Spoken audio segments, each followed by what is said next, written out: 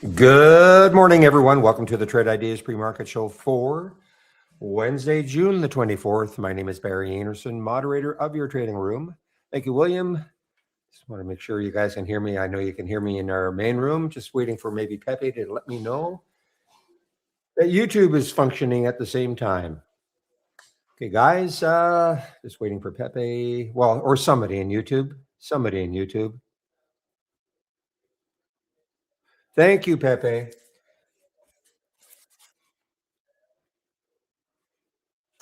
All right, let's see what is happening this morning. We've got PLSM. This is up. Thank you, Stephen, in our YouTube room also. Stephen, I was going to call you a stock. PLSM is up for some reason, trading up to the company. Now it's a strategic partnership with UMA or UMA Health. Okay. Healthcare stock. Low float, 3.2 million Israeli stock. And by the way, this could be one of those stocks. If you're looking at your top list or maps or alerts and you're saying, well, wait a minute, I don't see PLSM. And that might be because you have got the, just give me a moment.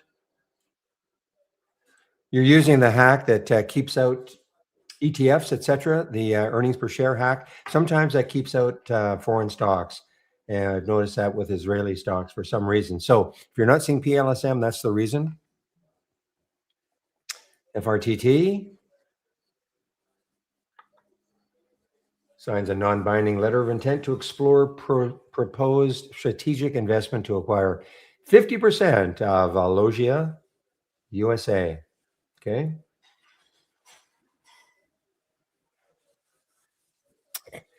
Now, can I tell you that I did something kind of crazy overnight, guys? So if you're in the room yesterday, you know that wait a moment. You know that I was short.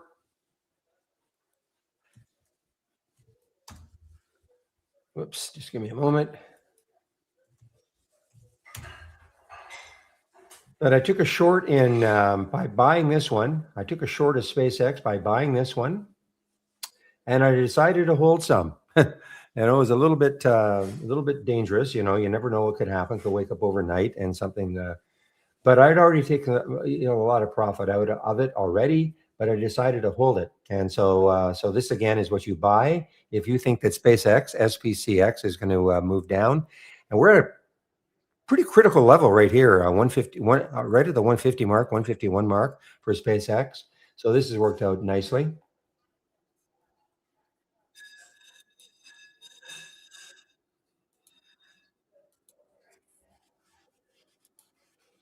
Again, I don't normally hold anything overnight, especially an ETF, but I just had a feeling that, you know what, the bloom is off right now anyway for SpaceX. Toyo, let's take a look. I want to see some disaster perhaps. Yeah, I didn't do a lot, William. I mean, if it had gone to zero, it wouldn't have killed me. It wasn't going to go to zero, but you know what I mean. I didn't, not like I went crazy on it. TOYO, let's see, TOYO, trading lower after the company announced a $50 million offering at $11 a share. So it's way below the offering price, $9.85. So the offering price is $11. So it's well below.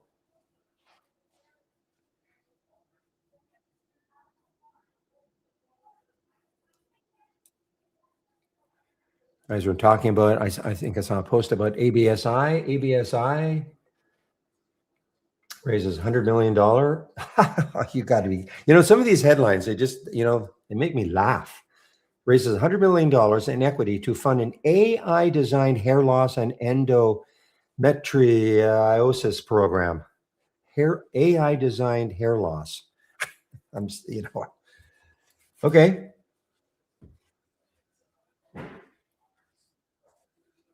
No, I shouldn't laugh. I mean, I'm sure it's it's probably a medical thing, but I just have to sort of some of these headlines with AI. So AI-designed hair loss program, and that's ABSI. Well, at least they always said it's a drug and target discovery company harnessing deep learning AI and synthetic biology. Okay. So how long have they been around? They've been around for a while.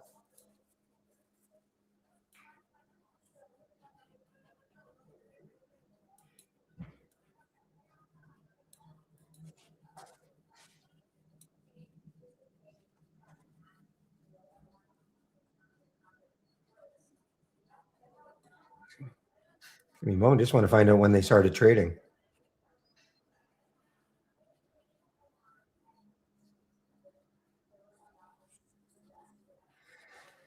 Yeah, so in July 2021. So they've been around for a while. They were not AI back here. Nobody was talking about AI back there or back then. All right, VTAC. Ah, boy, this is the one. Okay, I thought maybe it was up to 2 by now. So this is one I traded after hours, not yesterday, but the day before. So this morning got it. Wow, got up to $2 this morning. Pulled all the way back.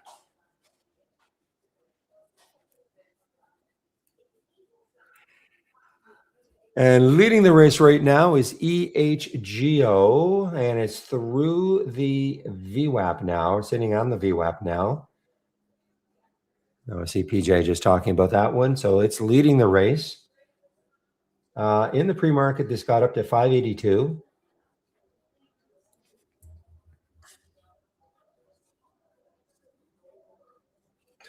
Low float China. So 6 million have traded to 1.26 million in the float. So it's a 1.2. It's a low float China stock.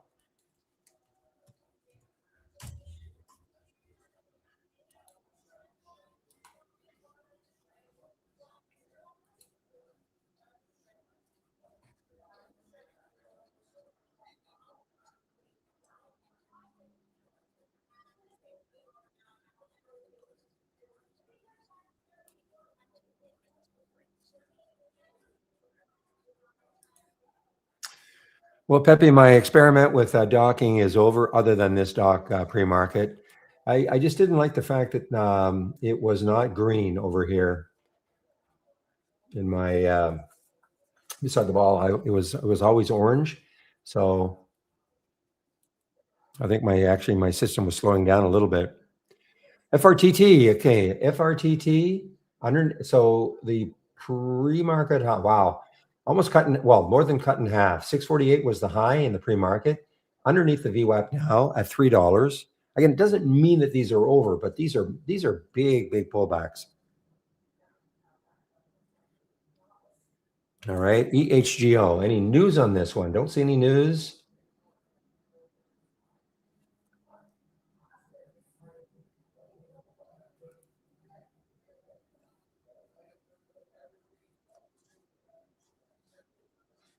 Hertz, is this an earnings play? Hertz is not an earnings play. HTZ, not an earnings play.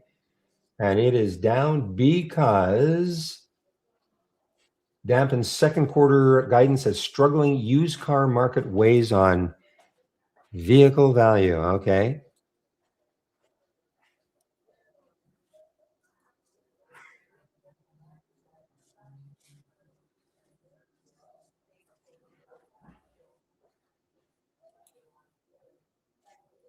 Moment, guys. I always have to adjust my news headlines and Interactive Brokers every day. Okay. Wendy's surges amid retail investor enthusiasm. Okay. So that would be when. There you are. There's Wendy's. So Wendy's.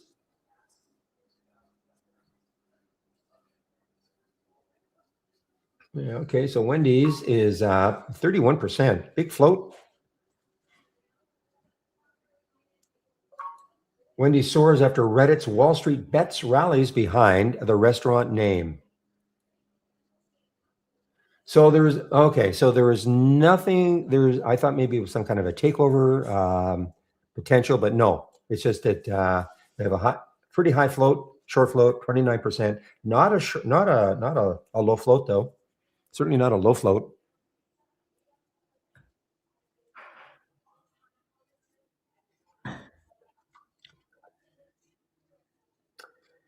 Yeah, okay. Well, there's Wendy's now over the VWAP.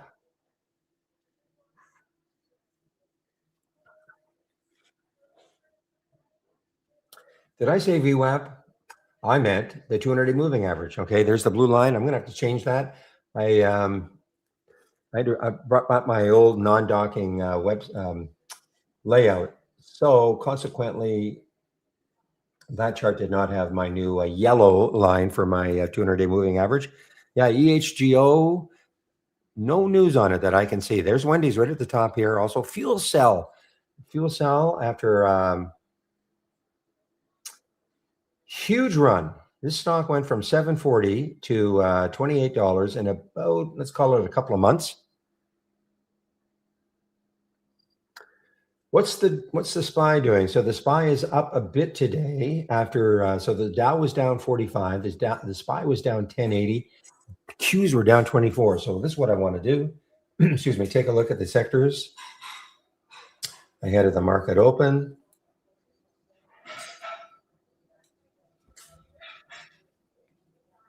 So leading sector right now, the home builders, okay. SMH, a mild, very mild recovery, only up 0.5%. Okay. What's the worst sector? Silver. Wow, silver and gold getting hammered this morning, guys. Silver and gold being hammered. Energy down a bit, but silver leading the charge down. And that's ahead of the 9:30 open. But maybe SMH, the semis can catch a breather today.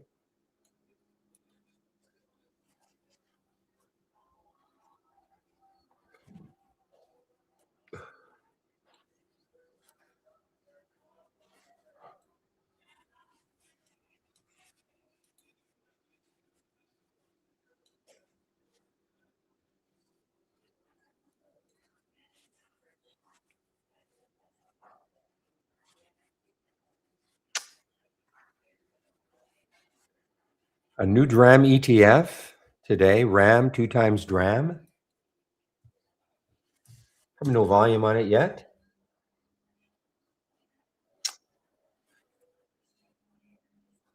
So I don't have it yet, Marvin. I don't see it yet. You're talking about RAM?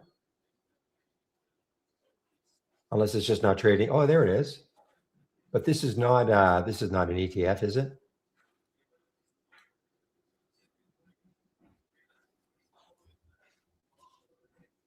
Starts trading today. Okay. All right, QNRX.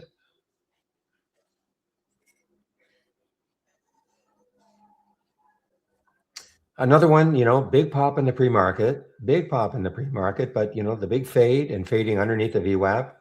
So many look like this, not just today, but over the last few weeks.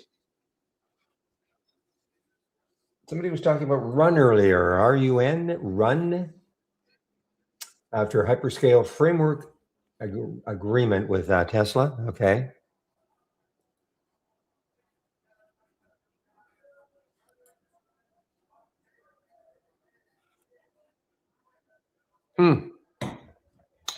ATLN. Wow, what a run it had. I missed out on that one. Remember Faith mentioned this one when it was under $1 and then it got over $1. And man, it got all the way up to $1.85, closed down here at $1.34. So it's a little bit above the close of yesterday. And it did have some news. I don't remember what the news was, but they did have some news after the company announced that Seven Stars, a company within its Circle 8 group, secured approximately $52 million 4-year frame. Something to do, okay, with the Dutch Vehicle Authority, okay? All right, well, there's your news, and it's still there.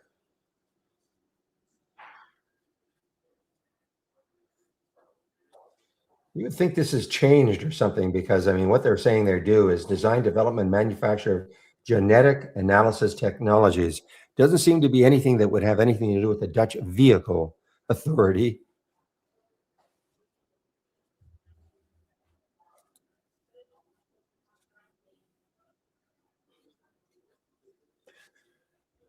But it is, yeah, it's starting to boom again. And, the weekly, taking all that on the weekly, if 235 is the next high, the next high on the weekly chart.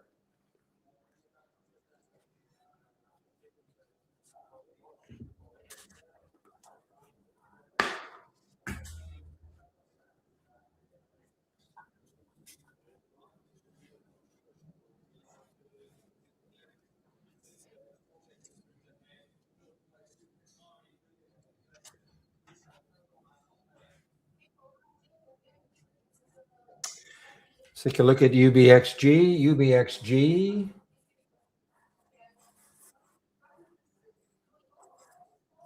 So it's an AI play, UBXG. I don't know if there's any news on it. UBXG.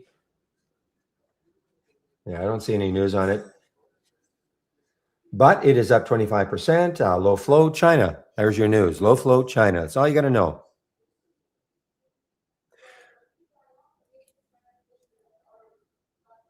All right, guys. Well, my experiment is over. The SSPC. I was looking to see if we could hold 13, so I'm out of it completely now. And I might try to learn how to trade. Well, try to trade those two ETFs. As long as SPCX has got some big range.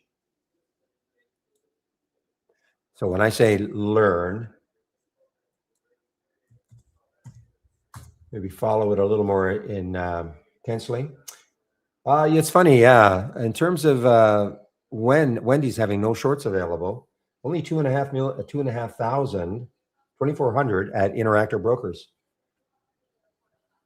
available. And you know what? They just got snapped up.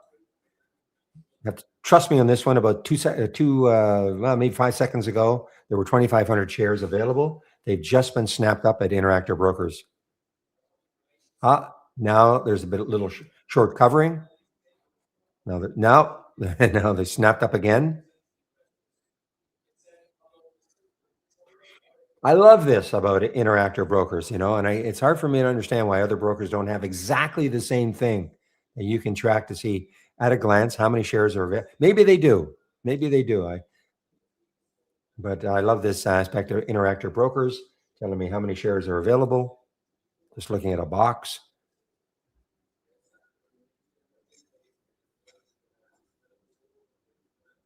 Wow, EHGO. Well, it had the nice pop, but now the big drop.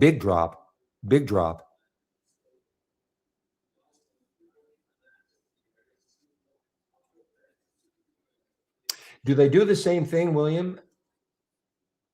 In order and when the shares become available, they flash on, and I mean, is it a real time alert? Well, not an alert, but real time information. That's more what I was talking about. The fact that it's you can see in real time what's happening.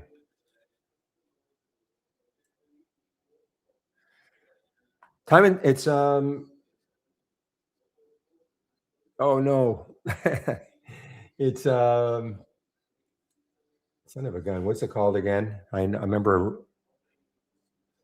That was the problem with Fidelity that you mentioned.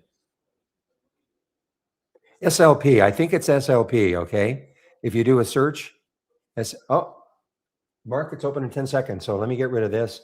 So Monica and anybody else with Interactive Brokers, this is just do a search for SLP, and that'll bring up that box. SLB. Sorry.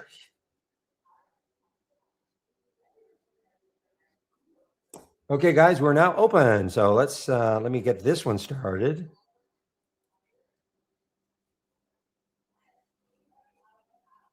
So you can see what happens. So what William is saying is with Fidelity, they may when there are no shorts available anymore, that's it for the day.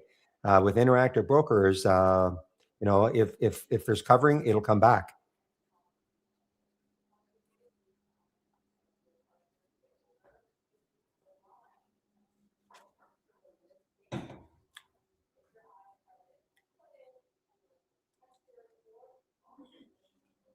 Okay, now guys, just got halted. PLSM just got halted. I was going to say this could get interesting. It's right at the VWAP, but it just got halted. So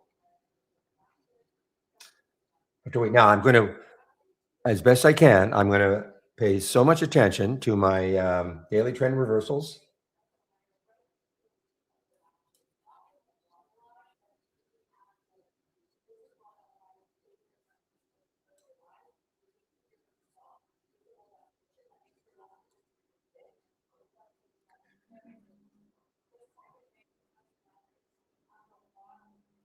Yeah, so SpaceX, let's see if this can hold.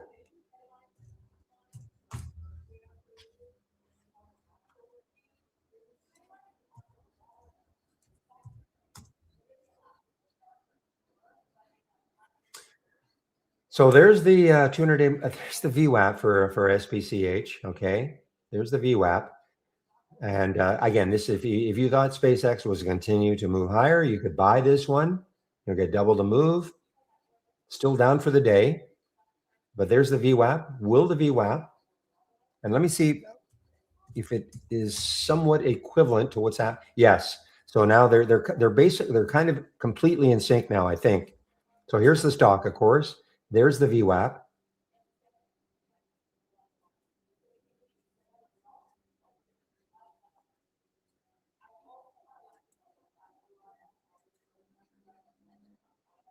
Ooh, shoot, I missed this one. ABSI. The break over 10 was a big clue, but I've missed this one. ABSI. I should have thumbnailed that one.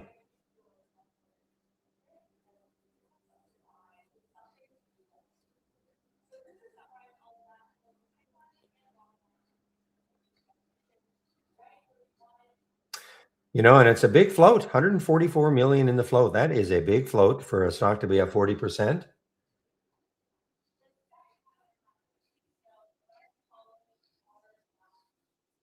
Again, this is to fund raising $100 million to fund AI designed hair loss program. But this is maybe more of a medical thing, okay? So I shouldn't make fun of it.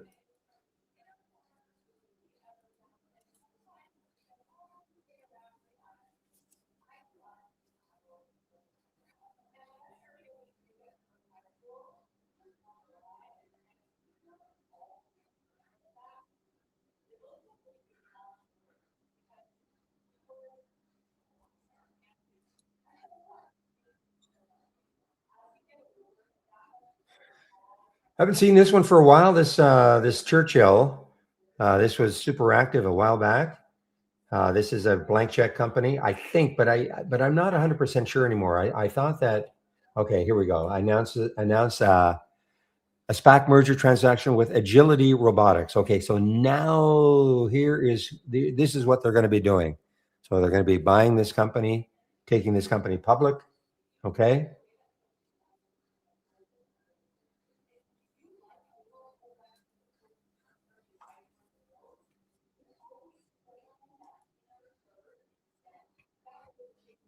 Interesting. Yeah, ABSI has a lot of shares available too to short at Interactive Brokers. ABSI has, well, let me just show you 1.84 million shares.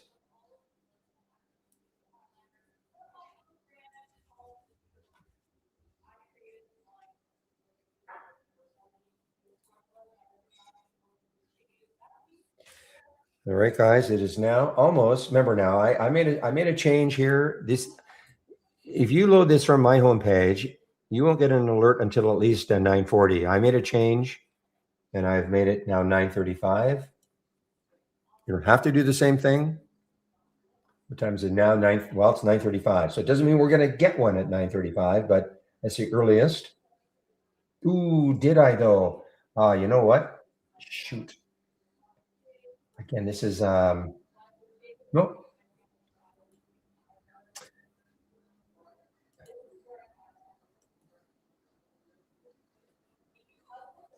Because I changed my layout, okay, to get rid of all the docking. And but okay, so Nokia, but I don't know about Nokia. Okay. It's so much in the float. I don't have a feel for going along that one.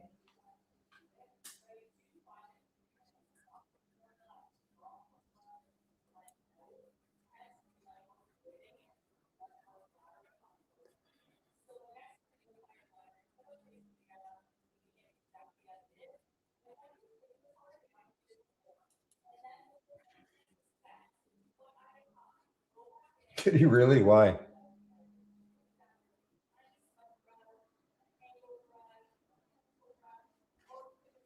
Nokia, Amazon Web Services. This is a press release I'm seeing for Nokia to expand collaboration to deliver autonomous networks built for the AI era. Okay, I just don't think there's going to be enough room. Well, it may have room. Well, actually, it doesn't. Well, it does. It does have room to run. Not a lot though. 1457. It's just got so much in the float that I just don't see it like it having a big like a big enough run for me. So consequently, I'll take a pass on that one.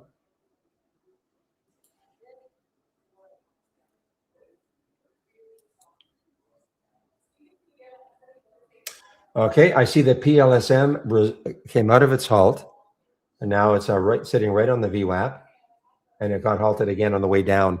Yeah, that's what I thought. I was looking at. Ooh, not good. Hopefully, nobody's stuck in this one right now. This doesn't. Okay, first of all, this blue screen you're seeing here, this is from Interactive Brokers. Nothing to do with trade ideas. Nothing to do with trade ideas. I always have to repeat myself because people find my email address and they say, "Where is that blue screen you always talk about in Interactive Brokers?" So this is time and sales from Interactive Brokers. This is telling me the halt price for PLSM 1117 and potential open. Okay, which hopefully nobody's in this one because I'm not saying this has to happen 886, but it definitely looks like it's going to open lower than the current halt price.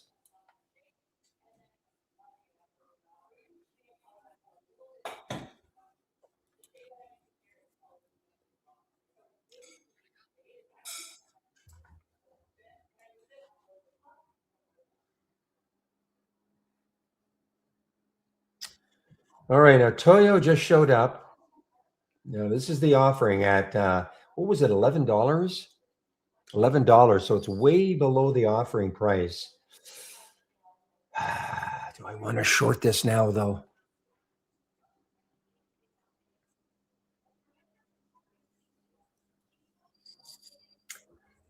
The when short is no big clue. Okay, 858, 859 on the open. So no big clue. Okay.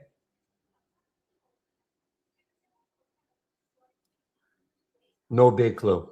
And if you're looking to see when it could open, it'll be soon. If it's a 5-minute halt, 9:39 plus 23 seconds.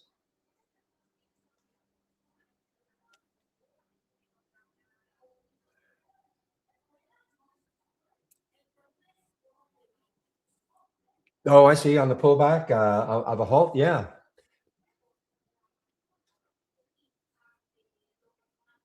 Am I going to regret not shorting Toyo? I don't know.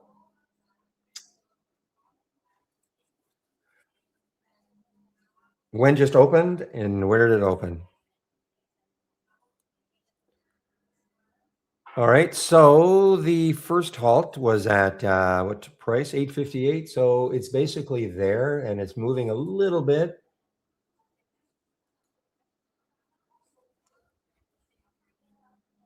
So that is one you could have done that on, I guess, because I think it moved down below 858.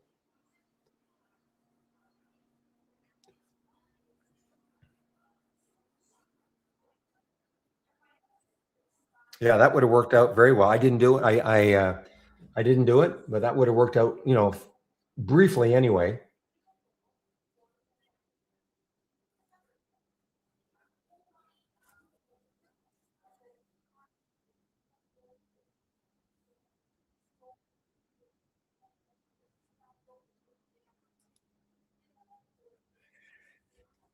Have a look at Rocket Lab. That's Rocket Labs, right? RKT, or the Rocket Company. Excuse me. Yeah. Okay. Didn't see it in the pre-market. Is it halted? Not halted. Oh, it looks like. I mean, I'm just looking here. Not moving. Oh, okay, a little move. Okay, it's not going to get halted. Not here anyway. Any news on it? Don't see any news on it.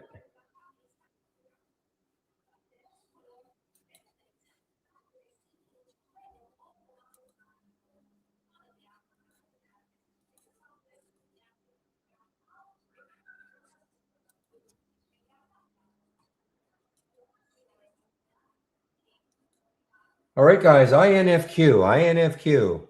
So this is one of the quants. I mean, the quants were alive yesterday. They were the big sector yesterday, and somewhat of a fade today. Here's the INFQ, and why am I looking at it? Showed up in my scan.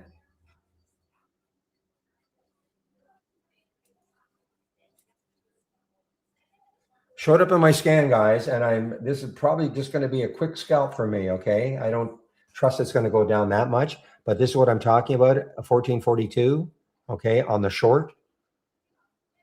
And I've just taken some off, okay? I mean, I don't remember, the news was very positive for the sector yesterday. So for whatever reason, there's a bit of it. Well, it's a big sell-off on this one.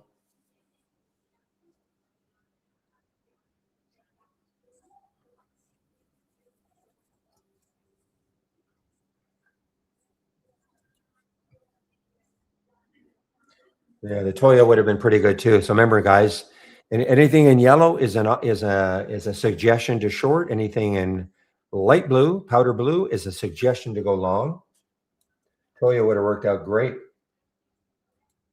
Didn't do it. Nokia, I didn't like it. I just didn't like it because of the float. Okay, I just didn't think it would move much. I would have had to wait for a 14 break anyway.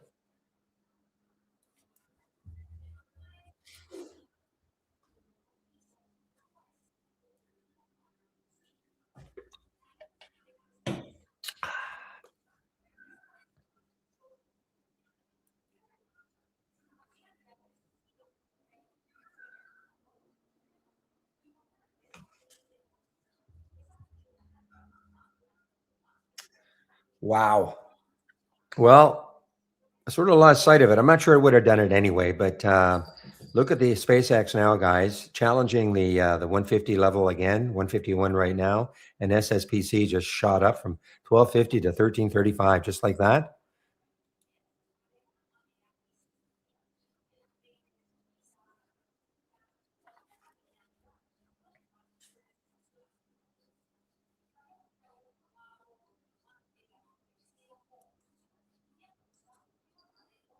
Okay.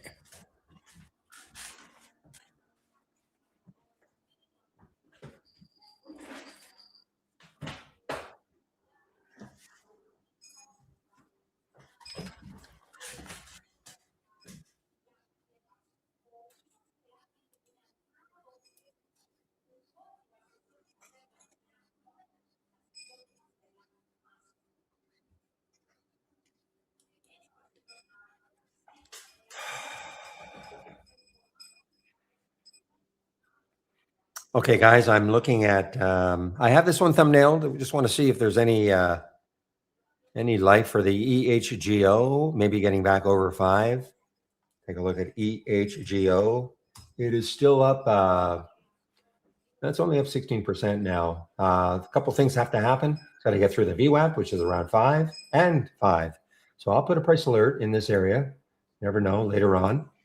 It might get rolling again. Excuse me, such a low float. China stock.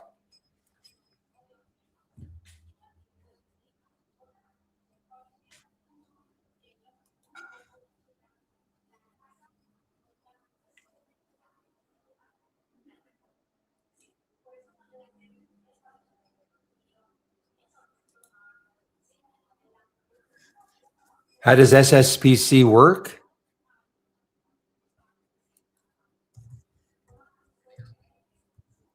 Excuse me. Well, let's just say you wanted to short the stock, okay? SPCX. You wanted to short it. You could buy this, okay? This is the what they call the short ETF for SPCX. So if the stock SPCX is moving down, let me show you here. I'll just change this to SPCX. See how the stock is moving up and this is moving down, okay? This is now moving down. Well, if you want to go long, this is the short opportunity, okay? You buy this one if you think SPCX is going to go down, but if you want to have the long version of it is SPCH. Okay? So the same thing. See how the stock is moving higher, and so is this, but it's a lot cheaper. It's a lot cheaper. And the only thing you have to be aware of, look at SpaceX. It's down 1.7%. This is down double that. So if SpaceX moves up 1%, this will move up 2%. Just so you understand that. But there's plenty of volume, lots of liquidity. It's just it's a little more only because it's a two timer. Like it moves twice the move of the stock.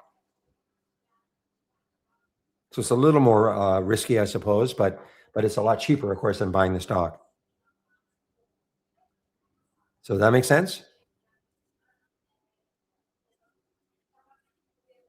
So you got the two of them, SPCH and SSPC.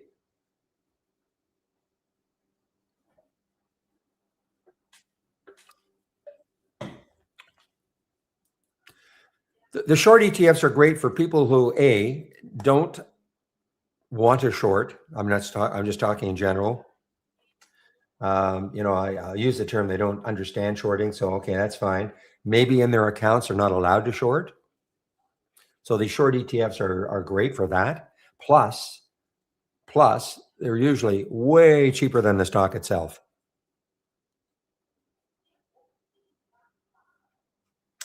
You're talking about Micron early this morning, weren't you? So they have earnings today. Wow, yeah, they have earnings today. That'll be interesting. So green to red, that's what the GTR means. Oh, man. Man, oh man, I missed this one, guys. From my scan. I just was not paying attention. I know why too.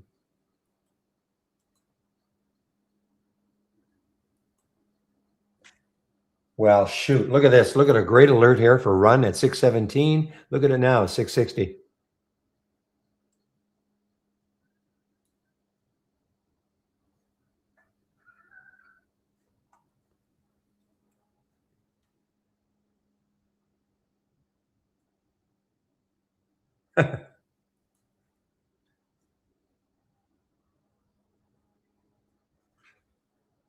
Oh man, run, run, run, run.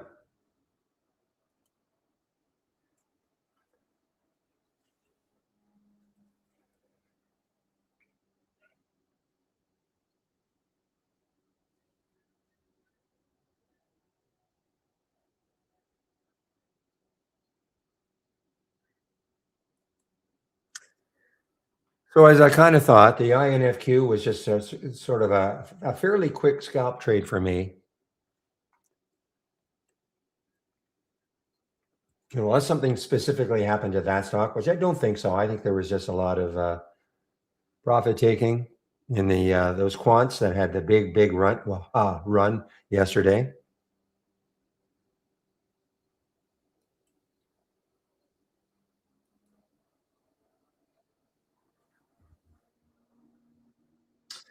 Well, it looks like the Reddit crew have abandoned Wendy's.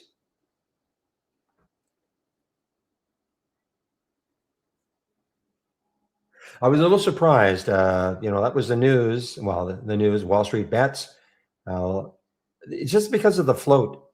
Though I do recall this was one of their favorites a few months ago too, but only for about a day.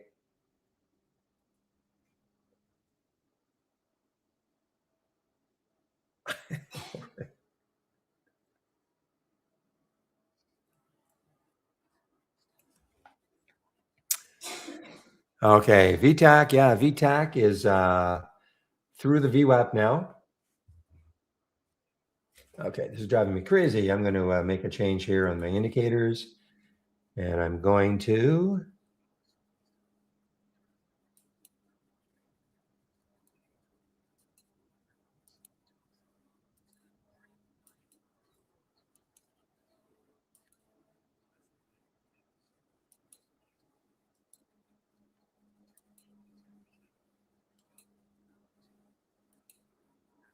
Okay.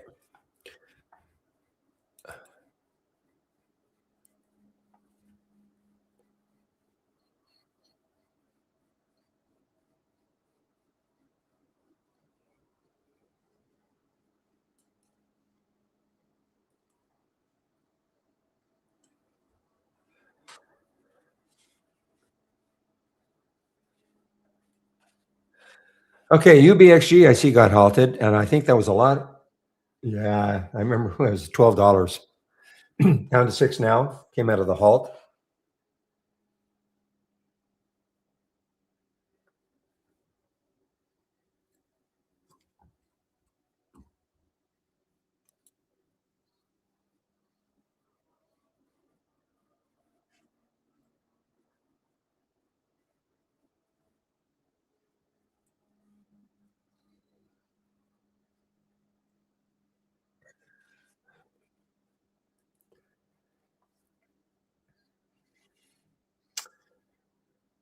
Well, I was looking at this. I thought, what do you mean the SPY is showing? But I have SpaceX here still. So SPY.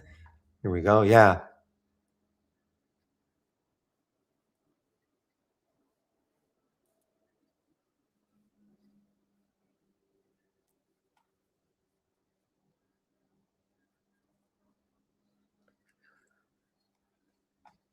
Okay, now here's another one that just showed up. Do I like it? MBRX? I don't love it. So that just showed up on my reversal scan. Why don't I love it? Well, the first thing is that I would have to wait for it to break 3, number one. I'm not going to take this. It's too, for me, it's just too close to that whole number. Now, and if it broke 3, then the next high is 316. So consequently, I don't love it.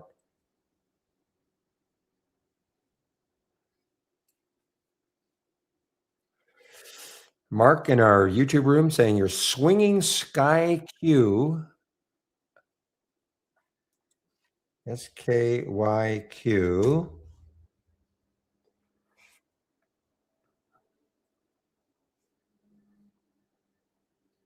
Okay, and you're looking for a 240 break. Good luck.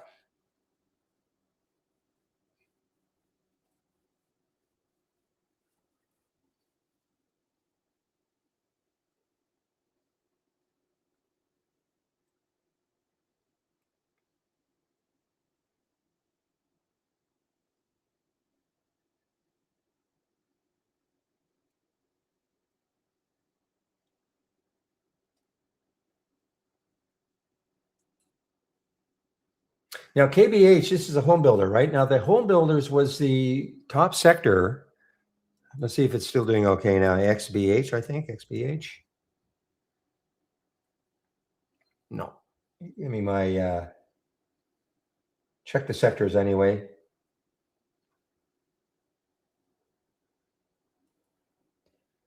XHB. Okay, XHB. So yeah, look at the home builders. Home builders are running, guys.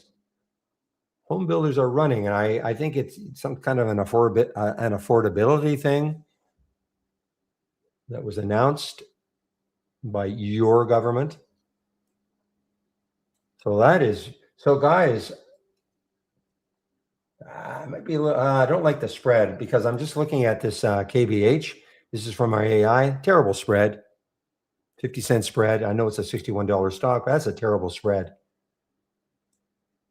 So, but the home builders, yeah, how about Lennar, LENR or LEN? Must be moving higher. Must be moving higher.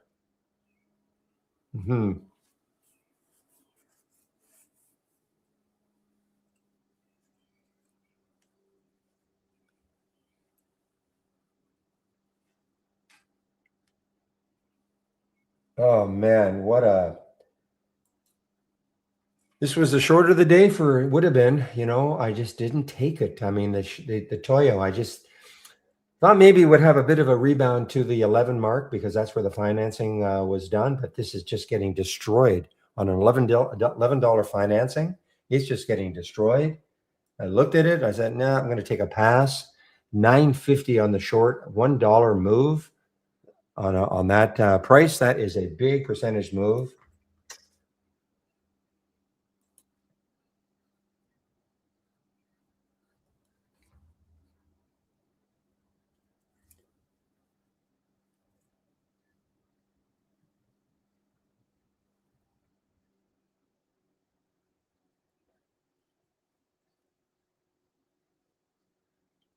Sophie, an earnings spike from yesterday. I don't know. Let's take a look. SOFI. Sophie, according to us, is not an earnings play from yesterday. We have earnings coming up August 4th. So I don't have it as an earnings play from yesterday. One.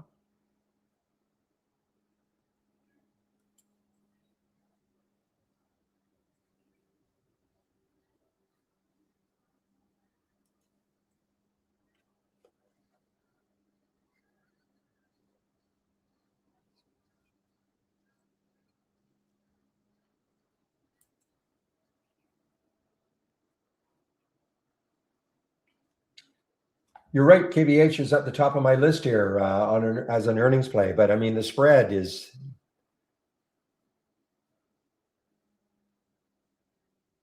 If it tightens up later on, maybe. But here's the issue. Also, monthly chart 62.47. So there is that as the next high. That's fairly close. And boy, I'm just behind a little bit here. I had the QNRX. I think I had it just up and running, but it just got halted, I believe. Yeah, QNRX just got halted.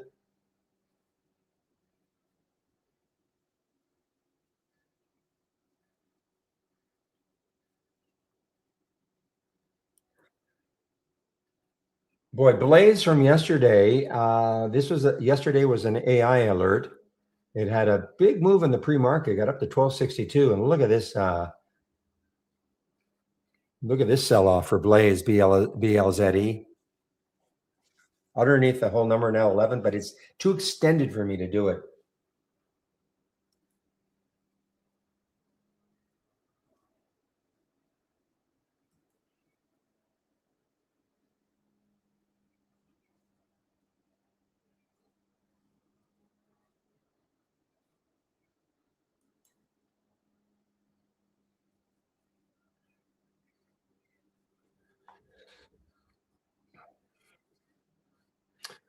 So run, yeah, so that would have been a nice fade for sure. 1680 down to 16 underneath the 200-day moving average. Take a look at MSTR, okay?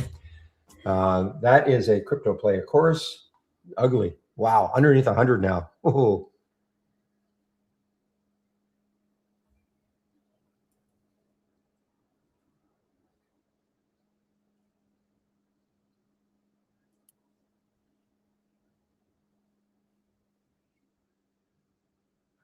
Yeah, okay. Let's see. Bad example, probably this is a blank check company. Yeah.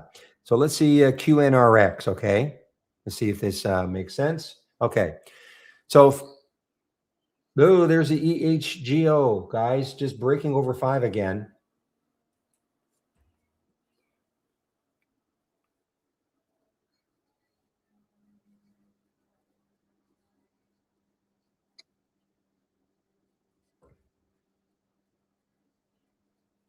The next high is pretty close, though. 529. It's pretty close, and it's been very erratic. So I'm not in love with it. So let me take a look at QNRX. Okay, it got halted at 957 plus 30. So I got to hurry here. No, I've got a couple of minutes. So this is what I mean. So here's the halt. Now this only for me applies to if a stock gets the first time a stock gets halted for the day, and this is halted for the first time today. So there's the halt price at 474. If it opens a little bit above 474 and then comes down below 474, and I don't mean like down to 4, but maybe even to 460, and then it pops above the halt price again, that is sometimes where I'll take the trade. Okay. Or if it opens, when it opens a little bit below the halt price and then it pops through that halt price, that's sometimes where I'll take a trade. That's what I'm talking about. Only on the first time a stock is halted, though. Okay, for the day. Some of these stocks had halted multiple times during the day. I'm not saying it's going to work all the time, but when we got this filter several years ago, that is kind of what I was noticing. But for instance, if it opens at 480 and keeps running, I'm not taking it. So it would have to open maybe a little bit above the 474, dip below the 474, and then pop through it again, or open a little bit below the 474 and then pop through it. Okay. Not saying I'm just believe me, not suggesting you do it.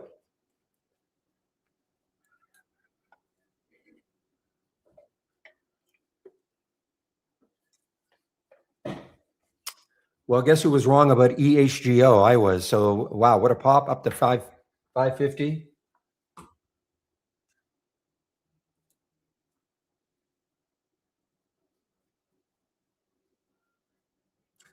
Basic conditions. Understand that is not, look, it's not a recommendation to do it, okay? It's just something I've noticed. Is it always going to work? No. Now, for instance, if it opens at 440 or 430, for me, sort of the bets are off. I don't want to have a huge open way underneath and then pop through. I mean, they can still work, but I'm more interested in if it opens just a little bit below, maybe down to 460 and then pops through 474, or if it opens a little bit above and then comes back down and then pops through it again.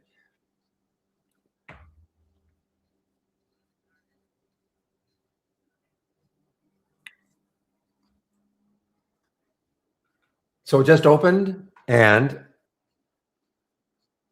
okay, so it's a little bit below, a little bit below.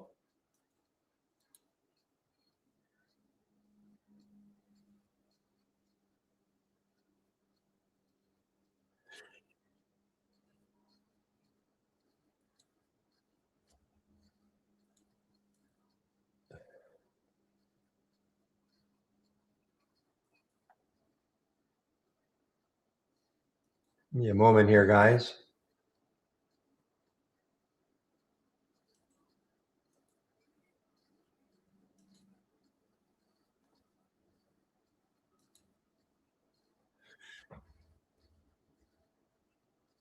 Yeah, I mean, usually what I'm looking for is a very quick pop also. Still might be in play. Remember the halt is at 474, was at 474.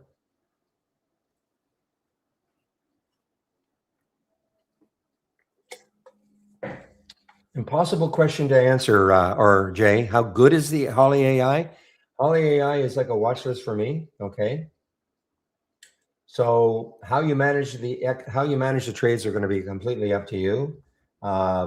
If you're just going to, obviously with when AI was suggesting to go long, you had to stop. You obey your stop. You're out for a manageable loss, but it could come back later. Like when could come back later. If it gets over the VBOT. So I use it like a watch list more than anything. It's not something I just, when I get an alert, I just, just pile into the trade without even thinking about it.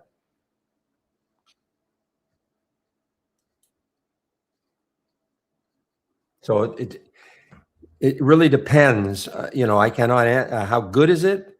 Gives me a watch list of stocks to follow all day long.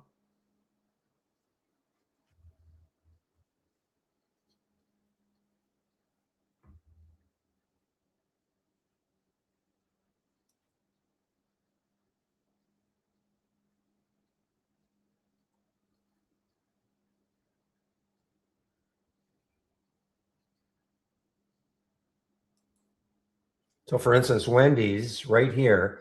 I mean, there's an argument to be made. I mean, there was the alert at 862. Obviously, it's way under. Now, the other thing that I pay attention to is the reentry price if we get one, because what can happen with, I'm not saying it's going to happen with Wendy's, but just as a general idea is that there was the alert at 862. Okay, it hit the stop at 836.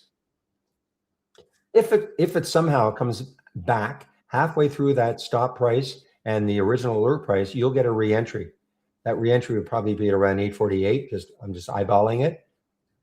And this is what I mean. You'll get an alert. Obviously, it has not happened, and any one of them. But sometimes that's all I wait for. I don't even bother with the first alert. I just wait for reentries.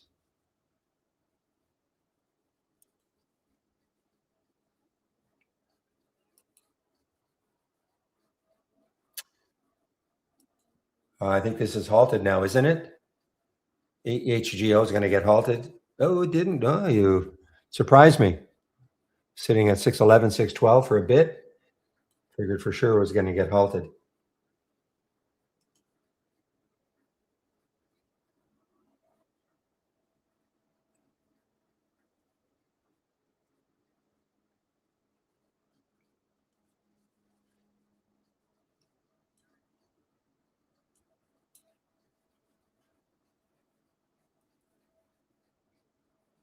So the QNRX, I mean, I think you would have to been very quick to make anything on this. I mean, it's sort of fit the bill, but now here's the second halt. So all bets are off now.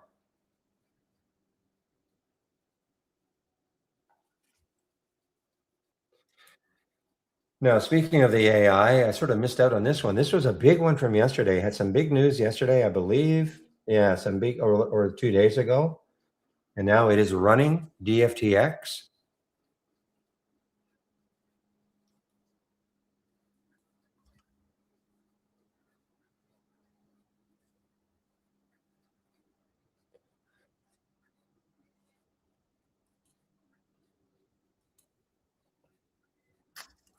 ABSI. Well, I'm glad it worked.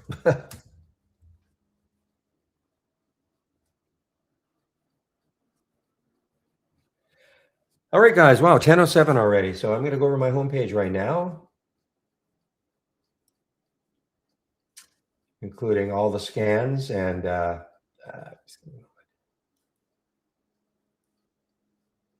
etc. that I am sharing.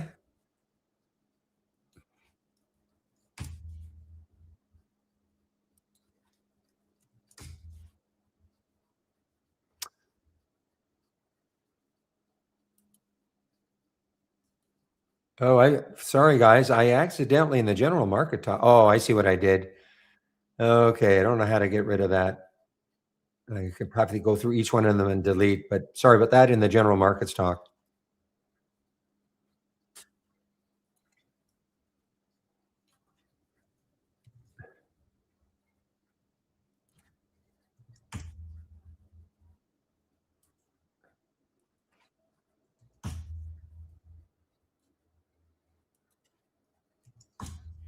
All right, on my homepage, if you click on my link, this is what you're going to see.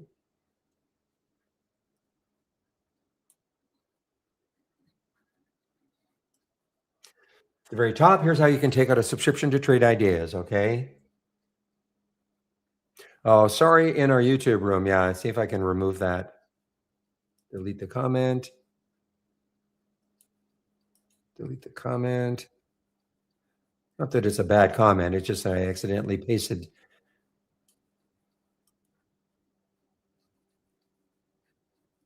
something that I paste in the other room all the time. Okay, so if you want to take out a subscription to Trade Ideas right now, here's how you can do it. You can get 15% off the first month only. Wow, look at EHGO now. Just a $1 drop like that. That's why you got to pay attention to these low floaters, guys. So you can get 15% off the first month only, okay? Or 15% off an entire year of Trade Ideas. And it doesn't matter if you take out our standard service or our premium service.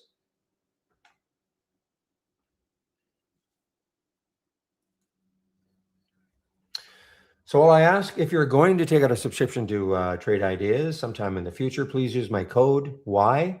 Help us to keep these rooms free. I'm moderating a YouTube room and the trading room, the main room here.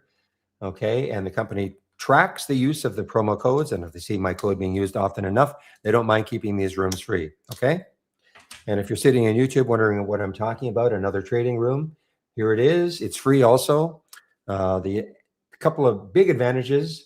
A lot more interaction with traders, other traders in this room, the trading room that I'm pointing out right here. Also, it's open at 6:45 a.m. Eastern time. So if you want to come into a room during the pre-market and interact with other traders during the pre-market, come into this room. Obi opens it up. Thank you, Obi, for doing that. I don't. I live in Vancouver, a little early for me. So he opens it up at 6:45 a.m. Eastern time. I get on the mic for both rooms sometime between 9 and 9:15.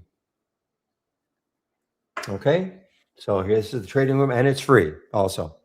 If you scroll down, so if you clicked on my homepage link and you keep scrolling down a bit, you can sign up for the trade of the week right here. Okay, it is free. You'll get it before the market opens every Monday morning. So it's free. Might as well. Why not sign up for it? Now, if you've just taken out a subscription or you're thinking about taking out one, so click on my homepage link, go to the education section, click on the more info. And right here, getting started with trade ideas. So this is mandatory. If you just have taken out a subscription, please, not please, you must do this, okay? This is mandatory. 12 short videos to get you started. Now, if you don't have trade ideas and you're wondering about the product, before you take out a subscription, do yourself a favor.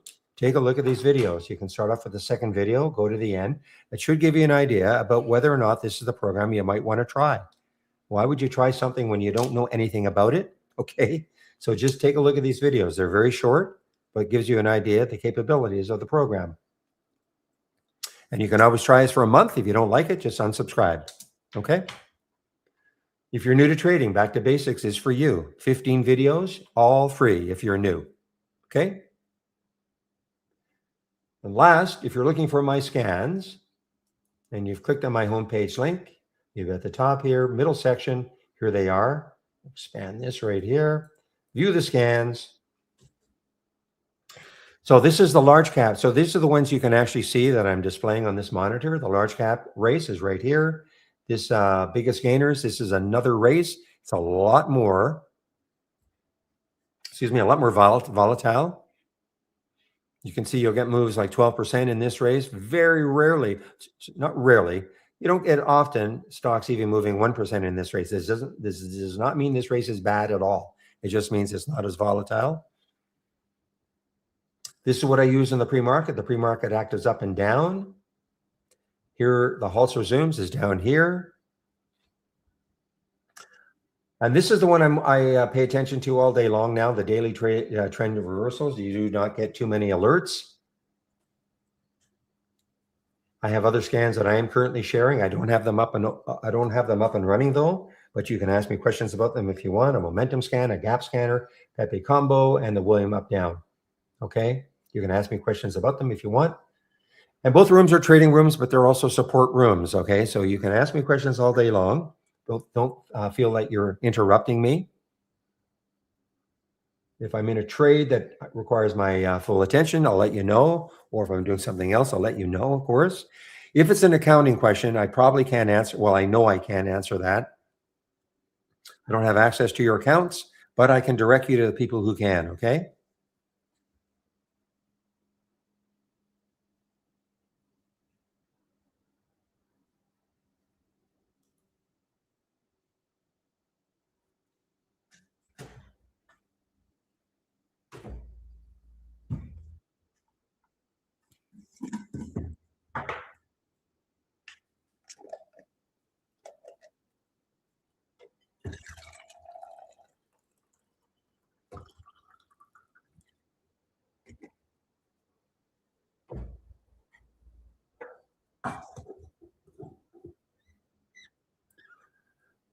All right, well, let's take a look at this CUPR. Mark in our YouTube rooms mentioned that one also, CUPR, and it's halted, okay? Is this the first halted? Oh, just opened. That was the first halt of the day, and it was halted at what price? 677. Boy,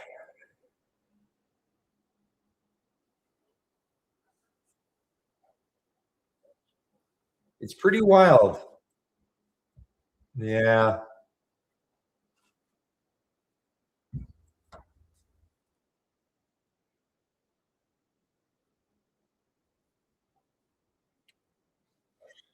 When these, what I was explaining about how I trade halts. This is a little too volatile, okay? Typically, what will happen if I think it's going to work, yes, it goes down below the halt price, which was 677. Notice it opened at 677. That was fine. Came down below a little bit, then it popped a little bit above. But I was watching the time and sales are so active. Usually, what happens is if they work almost immediately, is that they just soar after they take out that first halt price. Now, I'm not saying it's not going to happen later, but it doesn't look, for me, it doesn't look as promising.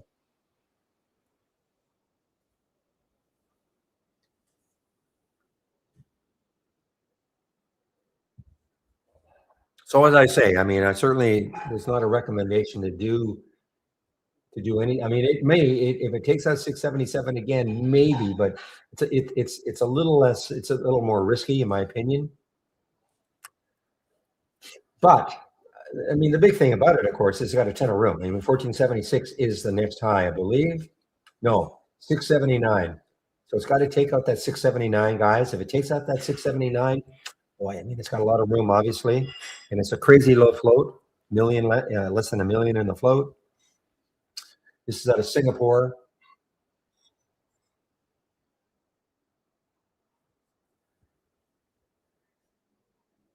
Well, I put a price alert maybe around the 680 mark, and but I mean, it just doesn't have that same look to me.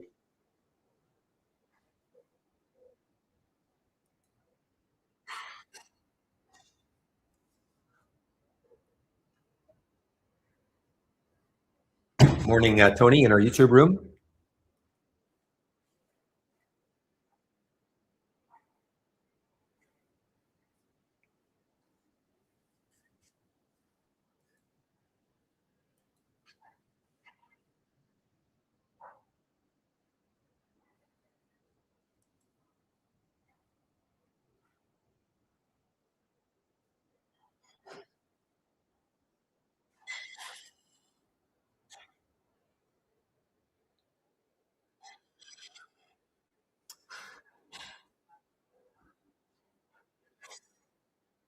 Little breakout here for the AUPH guys. A little bit of a breakout out of a 5-minute called total consolidation, but a little bit of a breakout. And on the daily chart, so I look left, there's nothing I can see there, nor on the weekly, nor on the monthly. So it looks like it has some room to run if it wants to. It's the AUPH. Big, not a low float. They don't all have to be low floats, of course.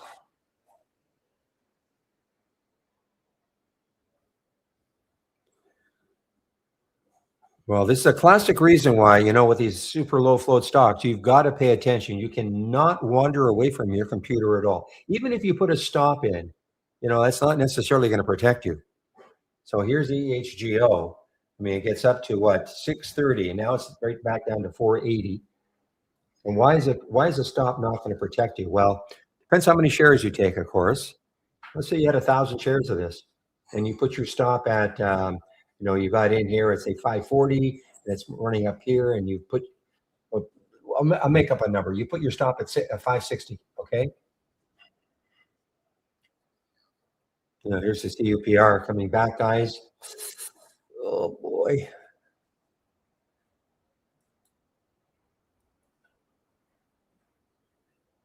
Wild action on it.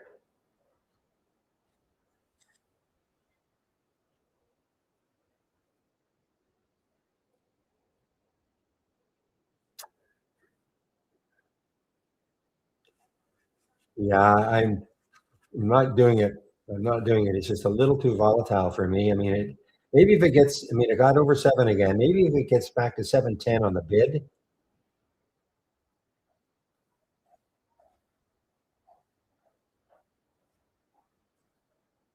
So let me keep going on the EHGO, because you could have put a stop down here and say the 6 break. Maybe you put it depends where you got it, but let's just pretend you put a stop in at the 6 break. And all of a sudden it plummets and it hits 6. Well, depending how many shares you got, you may not get out of your entire position because it's running so fast through that number that, let's just say you had 1,000 shares, maybe you only get 100 off. I mean, I'm making numbers up, of course, but so even though you have a stop, you may not get out of your entire position.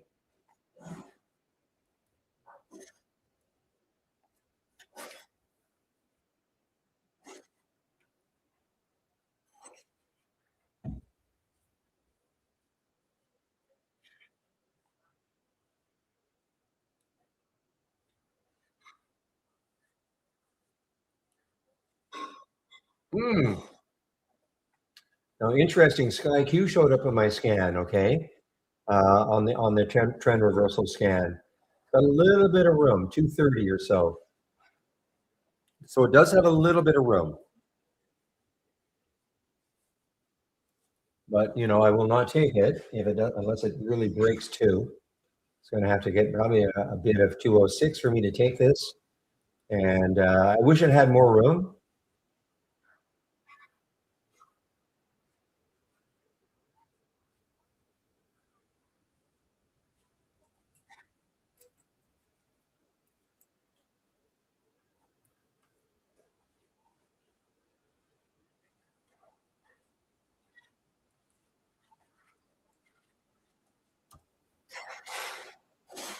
So again, what am I talking about? This is what I'm talking about. SkyQ alert at $2. Okay.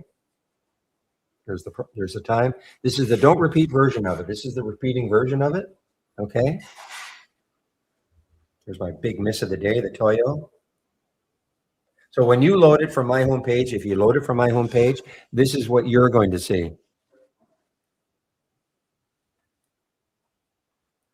I like to have the don't repeating version. So what that means is I can go back and say, okay, what time was the first alert? What was the price and time of the first alert? How did it do from there? And this, it's killing me here.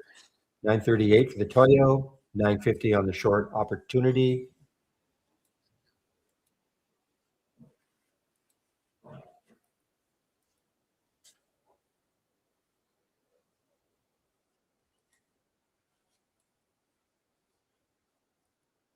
All right. Well, let's see if this has any legs, the SkyQ.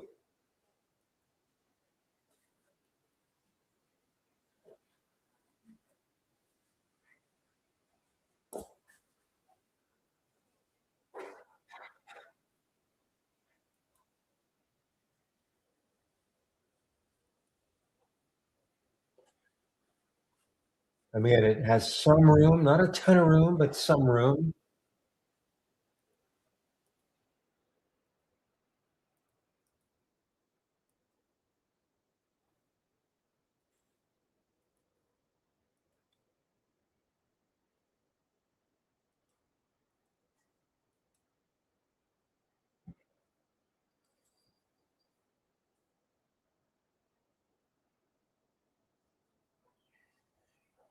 I was going to take some profit on it, but I missed out just because that next high is fairly close.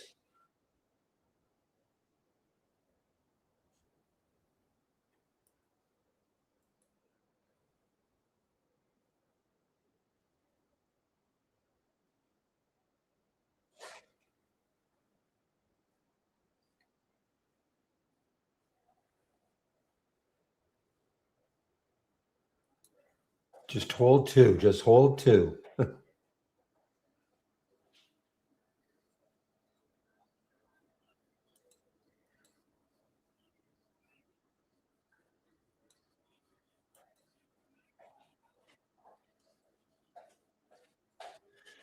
So here's a situation. I have to watch this fairly closely. Low float, of course.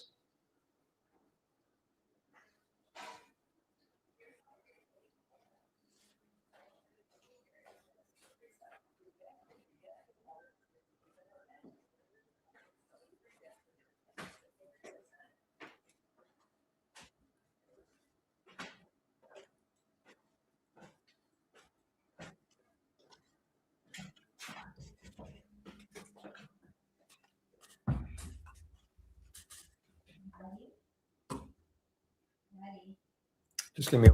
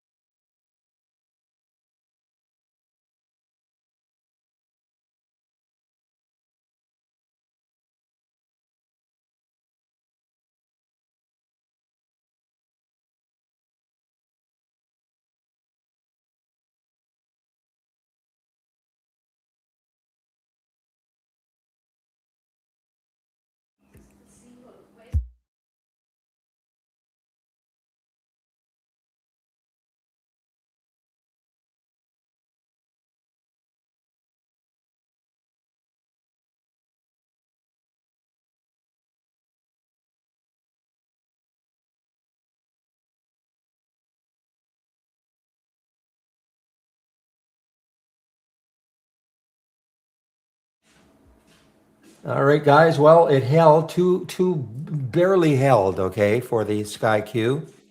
It barely held.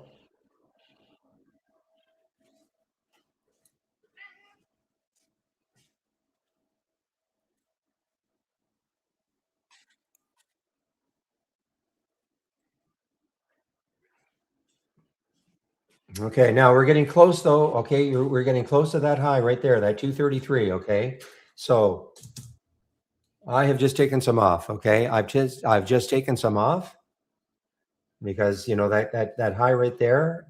If it can somehow get through that high, 237 is the next high, and then after that 259. If it can somehow take out that high.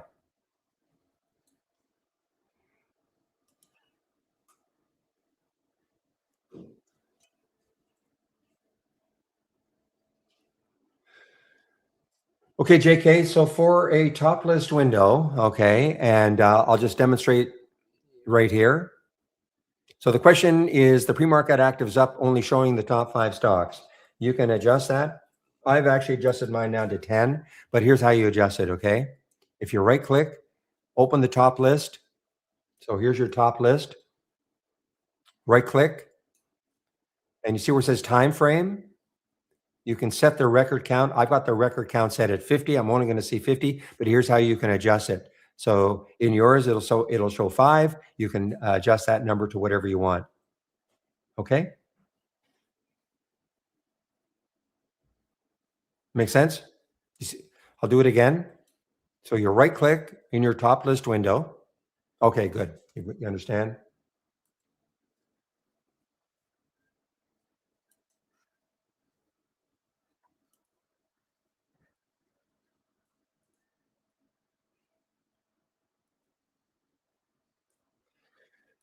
Well, again, guys, I recommend that if you don't have this loaded, you should load this one. I really think, and it's a great watch list for the day. You know, you're not going to get too many alerts.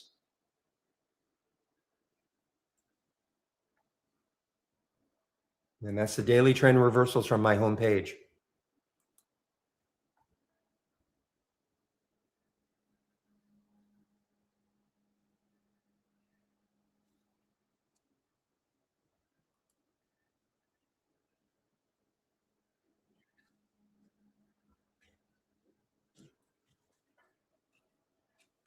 Ooh, what about this one now? Okay. This one's got some promise. Okay, the LHSW, but it's got to get through that high right there, which is 217. Okay. It's a little bit like the Sky Q. Doesn't have a ton of room, even if it takes that out. But 249, 250. I mean, that's not bad on a percentage basis. Okay. So, and this is what I'm talking about. Okay. We just had the alert here, 213 for the LHSW. One of the things for the alert, it has to be above yesterday's high, but the day before that, you know, that high is pretty close. So that's why I won't take the trade immediately. That high right there is 217.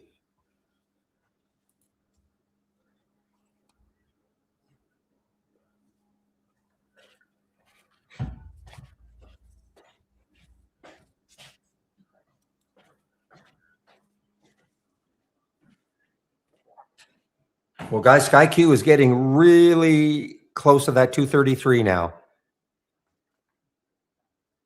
Now, looking at the LH, that's a terrible spread, number one, okay? A terrible spread for a $2 stock, a dime. So right now I'm not terribly interested in it. I mean, the volume is pretty good, but that spread is awful right now. So just because I get something in that scan doesn't mean I just immediately take the trade.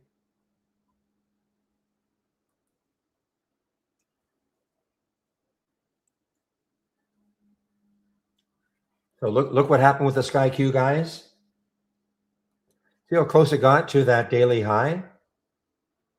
There's that daily high, 234. What did it get to? 230. So again, that now doesn't mean it's going to stop there, but you know, that is certainly an area that it might take a while to get through if it gets through it at all.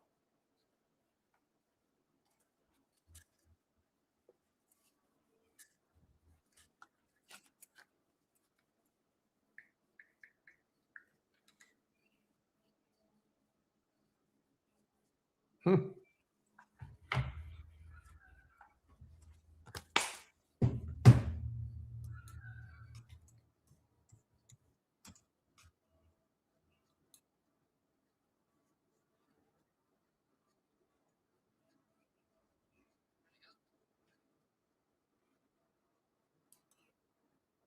No.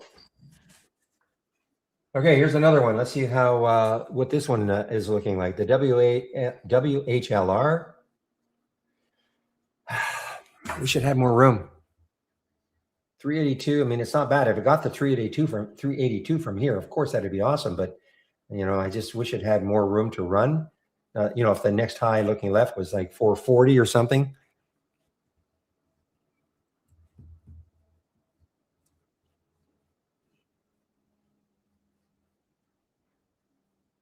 Another way, I know it sounds corny, but another way of looking at trading is finding reasons not to take a trade.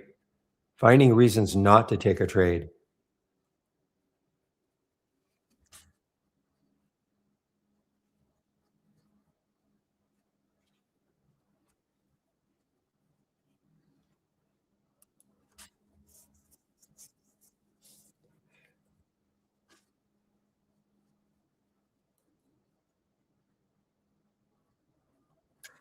Now, you see how the spread is tightened now for the LHSW? Boy, it's tightened. But this doesn't mean they won't drop that bid.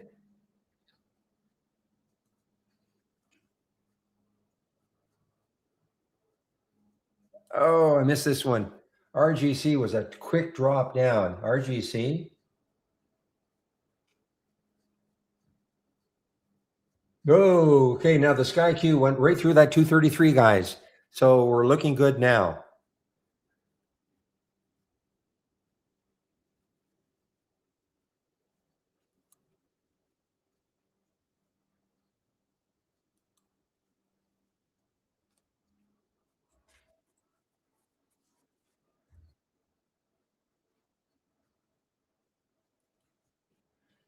Ah, shoot. Oh, okay. I'm not going to beat myself up. I didn't have shorts available for RGC.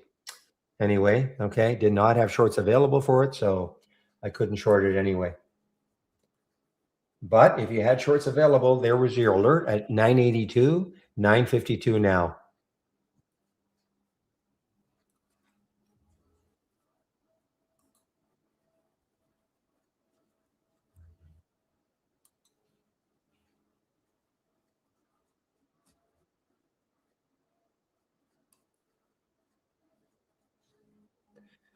Well, this LHSW is tempting, but look at it. They just dropped that bid. It was 216, 218. Now it's 212, 218. It scares me a little bit, that they could just keep dropping that bid.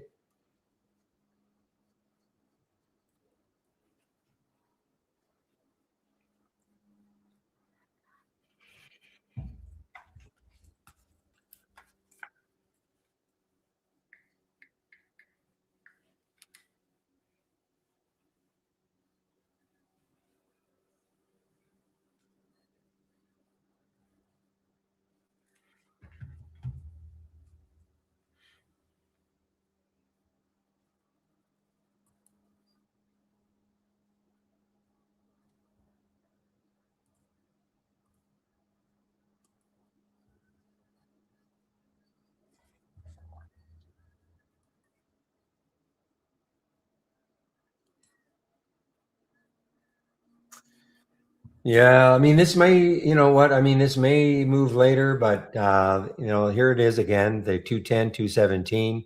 Not in love with that bid. So I'll put a price alert again in this area. Holding company, trading electronic products and software development. Okay.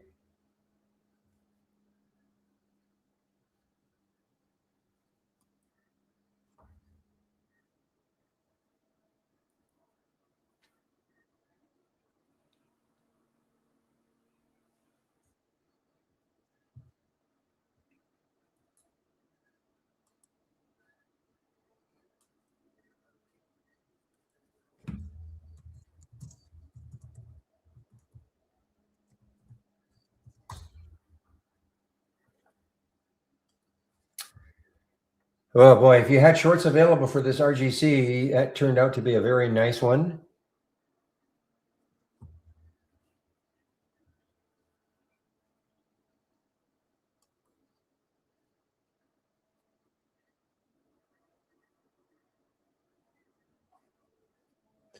So I do see this is a short opportunity from RAI and CRMT. Where is the next low looking left? Yeah, it's got a lot of room, guys. $3 or so is the next low looking left for CRMT.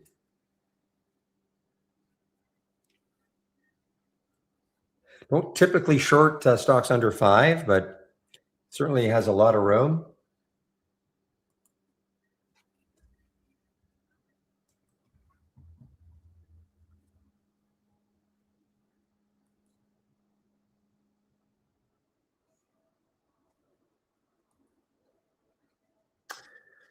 Okay, William's been talking about FLS, which is Flowserve. So getting knocked down this morning for some reason. Price target cut to 70 from 85 by Cowen, TD Cowen. See anybody else is well, they've got some clout because Flowserve falls after TD Cowen downgrades, flags growth risks. So they've got some clout.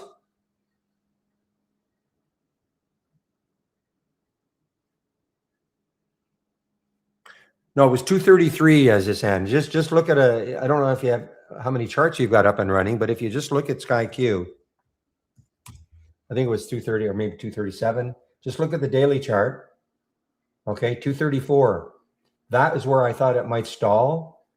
Okay, 234. Now it did move through it in a big way, but it has come back down to it again. So you have to see if that holds it.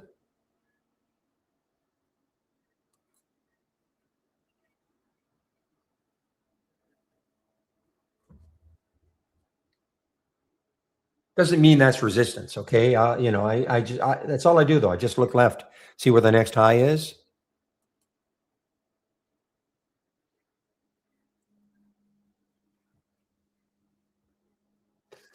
Okay, let's take a look at this large cap stock, CC Shamur, and it is.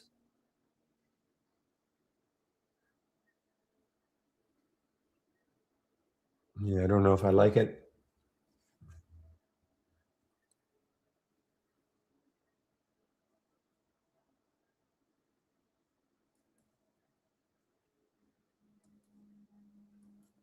So again, Zisan, understand that's what I do. I look left, and if I see if I look left and I see something on the daily chart, high, the next high looking left is too close to the current price, and I don't take the trade. Does it mean it's absolute resistance? No, not necessarily, but that's how I trade.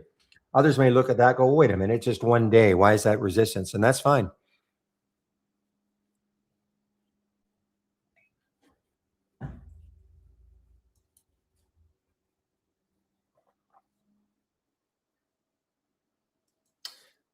So there's a little bit of news for this one. AMSS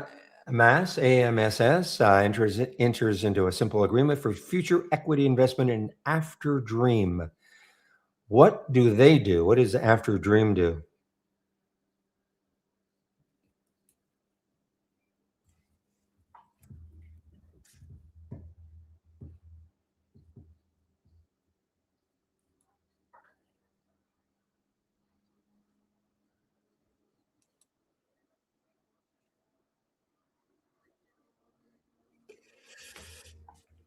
Ah, man, I think this Boxell has been really active and I've missed out on it, I think. Well, it was active on the way up, active on the way down, halts and resumes on the way down.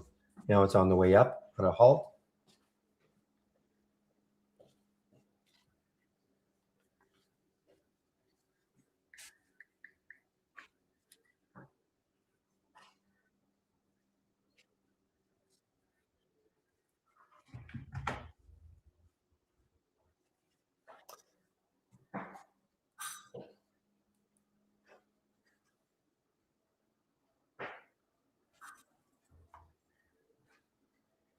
Okay, well, the Sky Q is still trying to hold that 233 mark.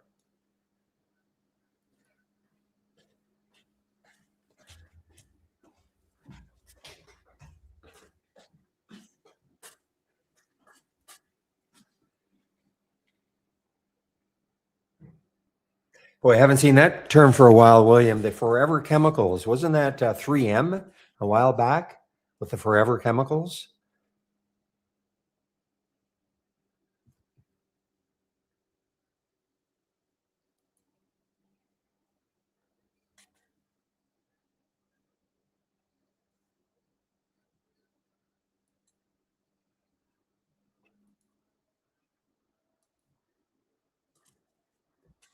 I think it was 3M. I'm pretty sure 3M was one of those ones a few years ago. Well, if I can see it, so using SkyQ as an example, it's just wherever I see the next left. It could be whenever I look left, whenever I see that next high, it could be yesterday's high cross. Could be. In this case, it was 2 days ago, the high of 2 days ago. It was above yesterday's high. So it could be 2 days ago, it could be yesterday's high, it could be a week ago. If I can't see it on the daily chart, then I look on a weekly chart. And if I can't see it on a weekly chart, then I look on the monthly chart. Okay.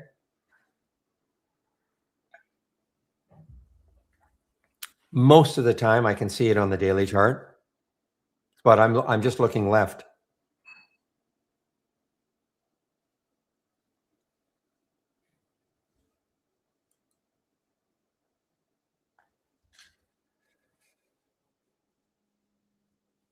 Well, this has been a pretty good one from our AI guys, is DFTX. I did not get into this one.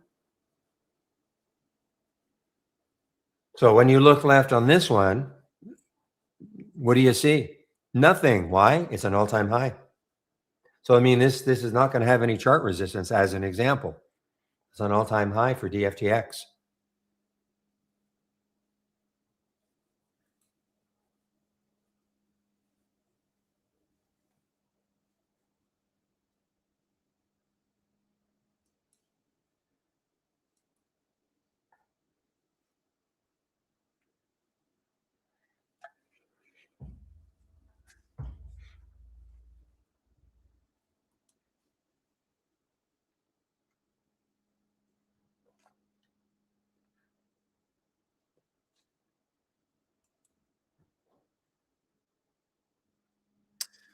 So Sky Q is still, so again, looking left for Sky Q.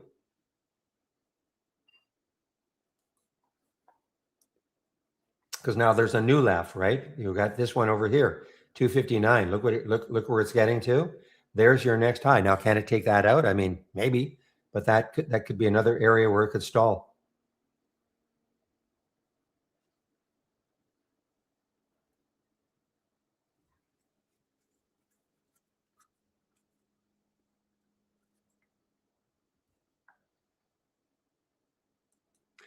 Now, this had some news. Announced that its oil refinery in Nevada has entered production. Okay, so it did have some news. A lot of times we see these things and there's we can't find any news at all. But again, that could stall it. I mean, that one didn't stall it really. I mean, it hovered around it, the 233 mark, but that could stall it. Now, if it took that out, then the next high in a weekly chart is 277.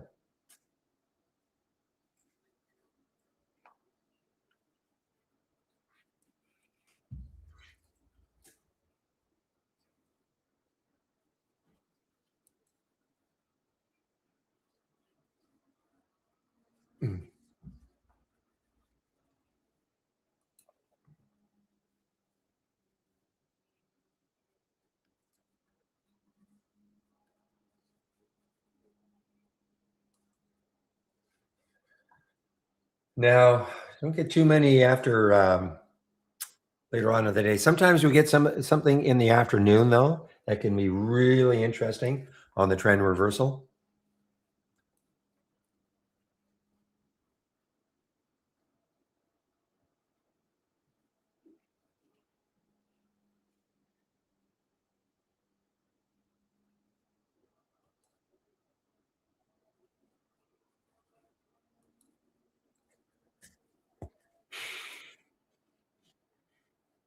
Wow, look at the box Al, up 23% since the start of the race. Been a pretty tough one, though. I mean, it got halted on the way up, halted on the way down twice, halted on the way up again. Low float, 560 million. Sorry, 560,000 in the float. Let's go over this race. The biggest gainers from the start of the race. Okay, I'm going to go over this race. Actually, before I do that, though, I'm going to go over the sectors. So I'm going to click on New from the toolbar, then click on Docked Channel Bar, Docked Channel Bar, not Channel Bar, Docked Channel Bar. And these are all theme-based channels. I'm going to click on the Show More, get down to the sectors, the sector status channel.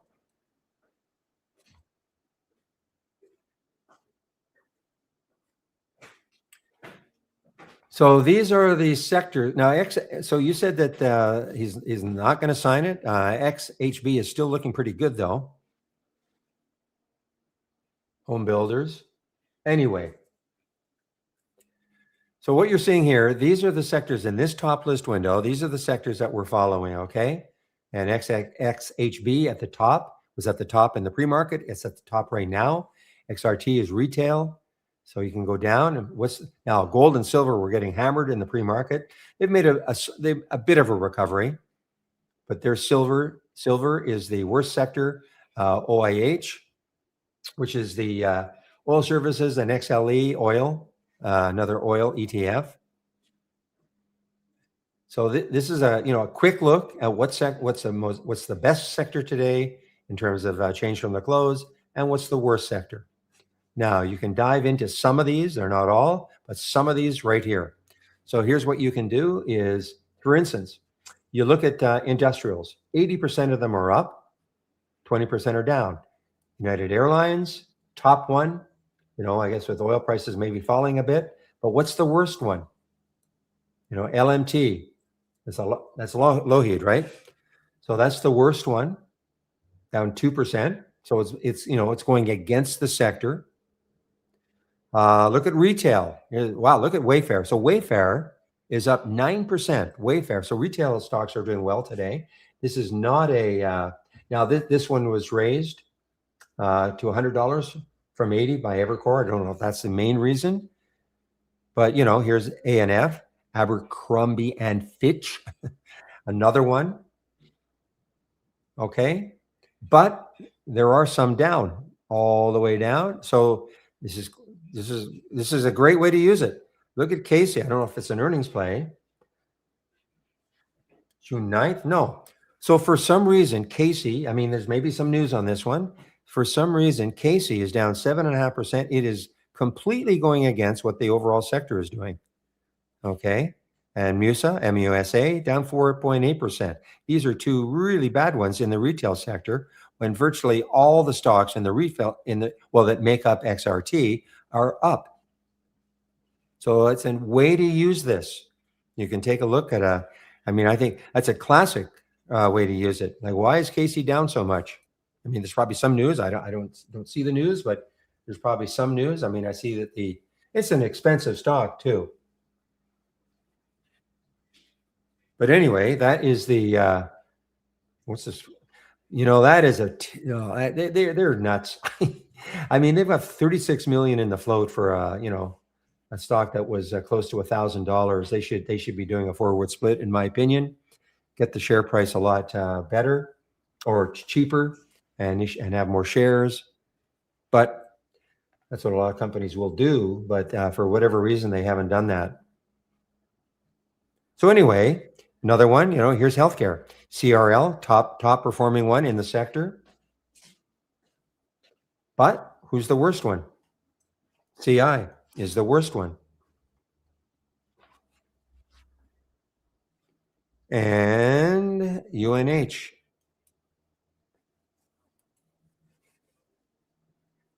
Just one moment, please.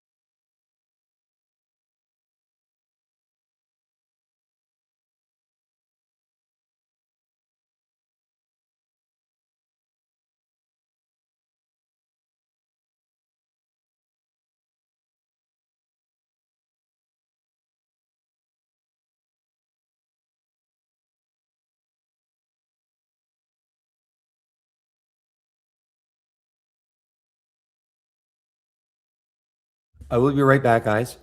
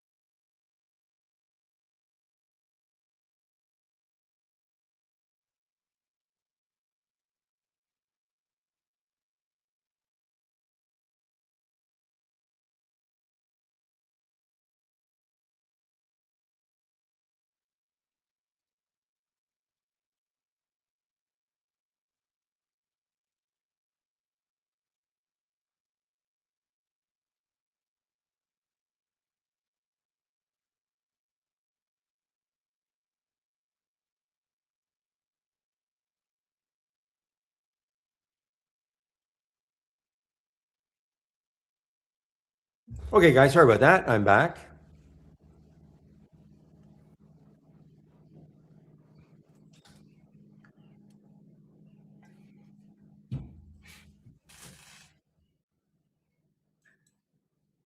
Mm, shoot. So anyway, guys, this is a way in which some of you may use trade ideas. Okay, not saying to do it, but it's an idea. That's why we're called trade ideas.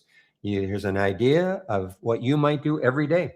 You might take a look at the strong sectors, the weak sectors, dive into them, see the top performing stock, the worst performing stock, and finding a way to trade them. Okay, it might be something and that. So you may open this channel every single day, and that's all you do. I'm not saying that's what you should do, but it's a possibility.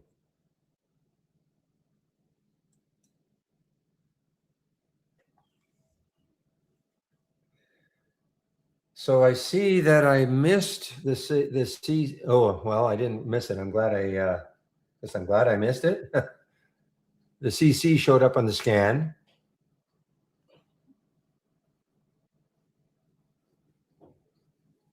and the trigger was 2119, and it got up to 2138, pulled all the way back.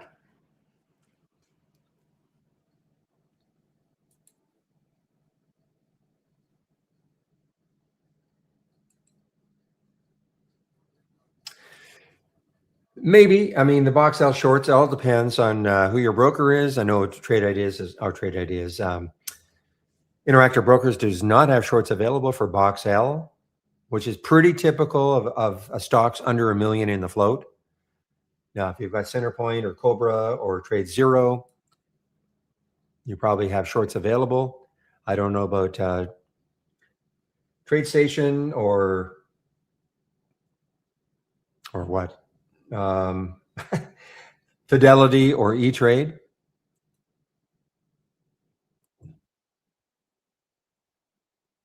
Yeah, I mean, if you're looking for a broker that has shorts available for virtually absolutely every stock you can think of, Cobra is one. So Centerpoint is another. Trade Zero, I don't hear that much about, but Trade Zero is another. Centerpoint's, but they're expensive.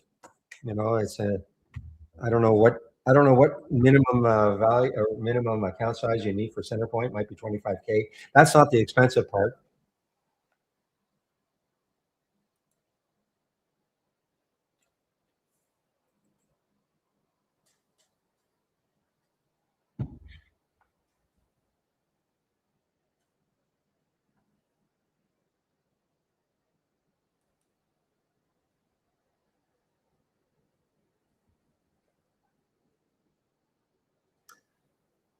$30,000. Thank you, Prez. So Centerpoint, yeah. So you've got to have 30,000 in your account, but also the locate fee.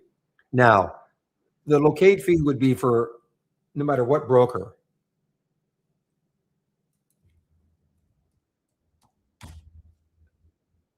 Unless you're talking about, do they, so, sometimes, I mean, I'm looking here, okay, so if I said to Interactive Brokers, try to find me some shares, okay?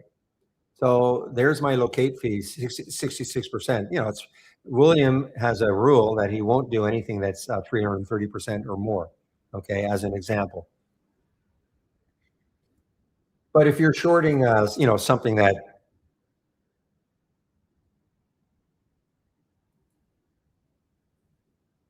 like a Sophie, you wanted to short a Sophie. I mean, it's 0.9, it's negligible, okay? It's negligible.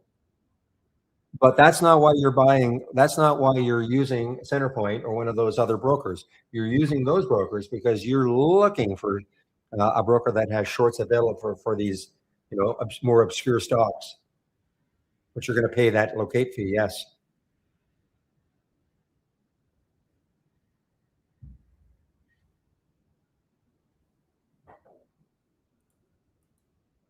But I mean, sometimes it won't matter. I mean, if the stock moves $3 or $4.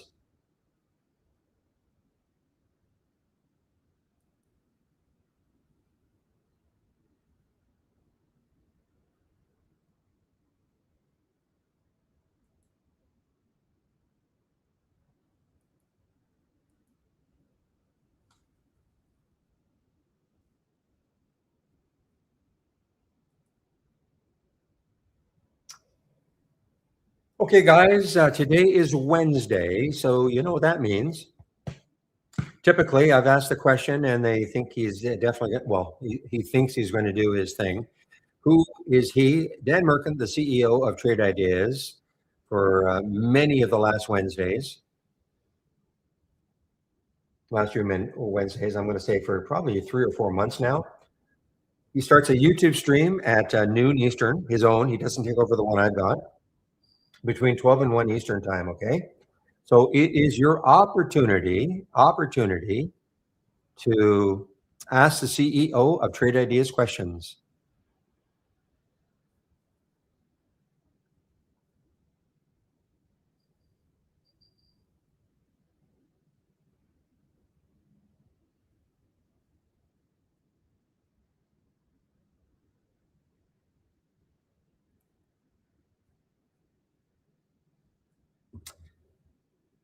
Yeah, I mean, I may regret not taking the Nokia, but you can see this is there's the next high. I mean, it's got room. I mean, it definitely has room. I just have this bias against this Nokia and other stocks that have like 5.7 billion in the float. It's just going to take a bunch to move it. But you know what? Have you taken it on the alert at what was the price at 13.94, 14.12 now? I mean, it may just inch its way up penny by penny.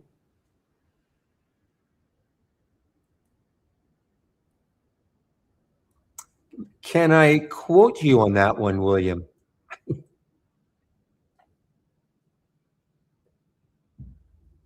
So you can see exactly what happened to SkyQ. So the first high looking left, the 233, did not stop it. But the second one definitely, well, I don't know for how long, but it stopped it. Let me just look at the SkyQ now.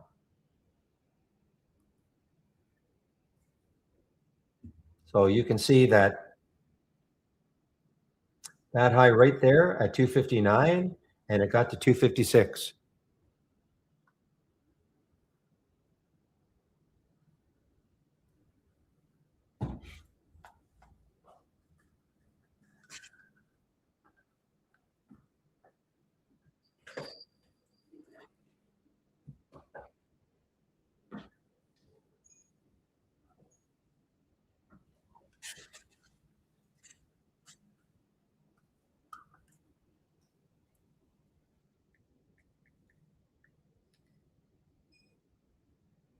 Hmm.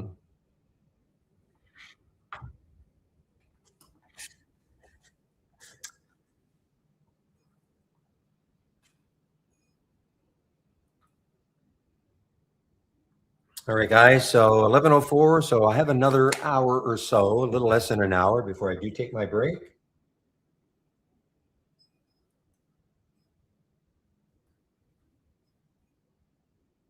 Now this CC may get rolling later on. I remember the one yesterday that I sort of dismissed because of the spread, and I think I want to say it was ARQQ or something like that, and it just ripped. And I didn't like it at the beginning of the day because of the spread. So what I'm going to do is put a price alert up in this area for CC, see if it takes it out later. And because it does have a little bit of room, 2173 is the next high, has a little bit of room. There is news.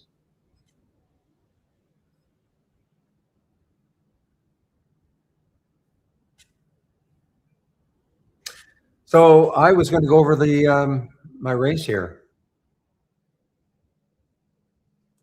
and I got sidetracked.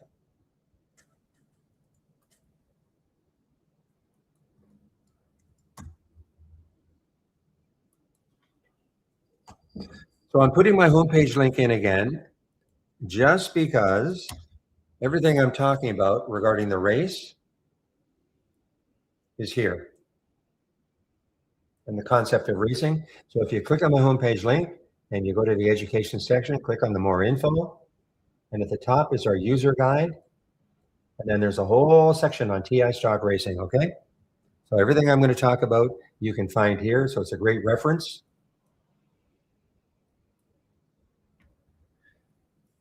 So I am running 4-minute races. You can see I'm running a 4-minute race. You can run whatever duration you want, all customizable. Why 4-minute? It's what I picked a long time ago, and I've stuck with it. You want a 5-minute race, a 3-minute race, a 10-minute race, it's up to you, okay? So what does that 3.9% mean? It means that since the race started, this stock, WYY, has moved 3.9%. I click on YY, you should see a little, yeah, you can see the pop here, 3.9%. WHLR has moved 3%, etc. Like any other race, there's a leader right now, but at the end of the race, we don't know who's going to win it. They'll be jockeying for position for that top spot over the course of the 4 minutes. Eventually, there will be a winner, and that's what happens here. This top 10 list that you see here, and the same one over the same idea is here. This is made up of the stocks that have won the most races over the course of the day. So this PLSM was won 10 races, VTAC 6, etc. So this is automatically created for you. So why is this good? Well, if you're new to trading, this gives you focus. You can maybe just focus on these stocks all day long.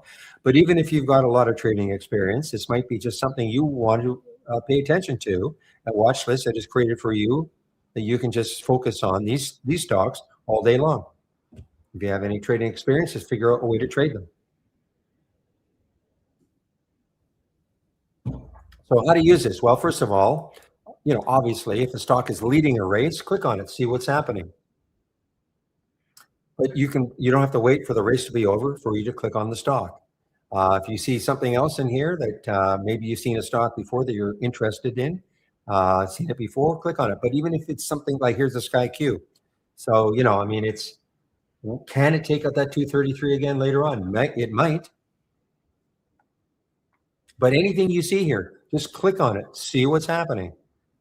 And when I say see what's happening, check out the charts. Is it making sense for you to take this trade right now? A lot of these stocks that you see here, they could have been like this one. Well, it's got below the VWAP, but these stocks could have been above the VWAP and coming into the VWAP. Remember, the VWAP can act as support.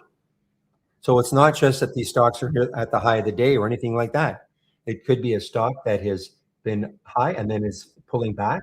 It could be maybe pulling back again to the VWAP. Maybe you have a moving average that you like that it's pulling back into. Things like that. Cannot get alerts. JK. Ask that question again, Dan. Can we get alerts for the trade wave? No. I mean, I think you have asked that question before, and ask again from Dan at noon. We do have this here from the Market Explorer. I think you know this though. Trade TI Wave. Oh, you haven't. And then TI buy wave 5 minutes. But this is canned in that you cannot adjust it. So I'll just quickly show you that. I thought you had asked that question before. So if you click on New from the toolbar, click on New from the toolbar, click on Market Explorer, and then this window will pop up. Right click on it, and then select Strategy pops up, and then another big box pops up. Go down to Trade TI Wave, another box pops up, and then TI Wave buy 5 minutes. And this is what you're going to see. You cannot adjust it. Okay, you cannot say, well, I want a 2 minute, but you will get alerts, but you can't adjust anything about it. You can't adjust the price range. You can't adjust the fact that maybe you want a 2 minute on a 2 minute or a 10 minute. This is what you'll get. Now it's not bad, but this is the closest we've got to a scan. No, it's okay. It's okay, JK. Don't apologize for asking a question. If I for some reason I thought you were one of the ones that have asked before. Can we finally get a? So the question really is, can I create my own scan with my own set of parameters and get an alert when I get a buy flag, a real-time alert when I get a buy flag or a sell flag? And Dan loves that question. Yeah.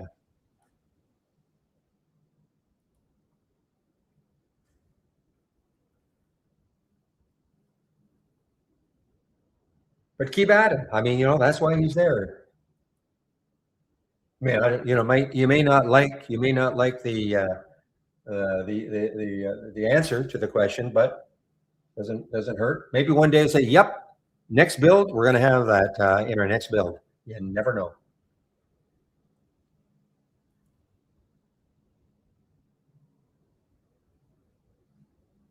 No, so Mark, I'll never auto trade. Okay, I'll never auto trade, Mark.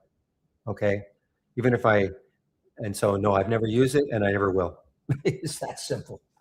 Why? Because when I see a symbol, I always want to click on it because I don't know what I'm going to see. I don't know if there's that next high is close. Okay, in which case I wouldn't take the trade. Maybe the 200-day moving average is close. I wouldn't take the trade.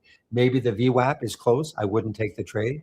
So I will always click on the symbol. I want to click on the symbol and size up pretty quickly whether or not I want to take the trade. So I'll never auto trade. Never, never, never.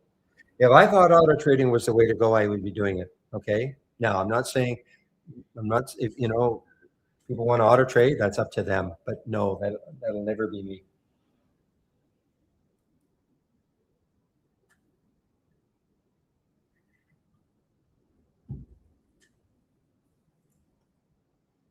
So back to the races. So again, you see anything in here, click on it. You see anything that's won a race before, click on it. You don't know what you're going to see. Here's the ICCM. I mean, it's still looking interesting, and look what it did earlier. It pulled into the VWAP. The VWAP looked like it tried to hold it. A little bit better if you get a bunch of bars, at the VWAP, and then, the VWAP acting as support, and then it pops off it.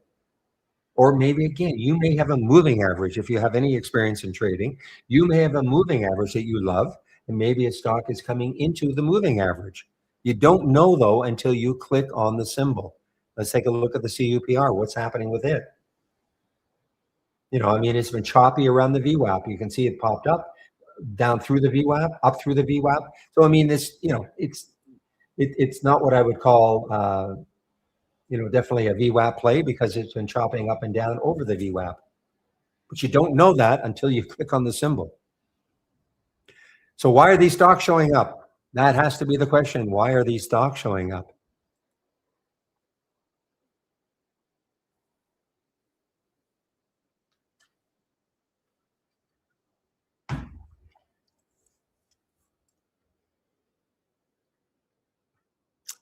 Well, Dan, or sorry, Mark, anything is possible. I mean, that's a good question. Go to Dan. I'm sure he'll probably say yes. It depends how many years you're willing to wait.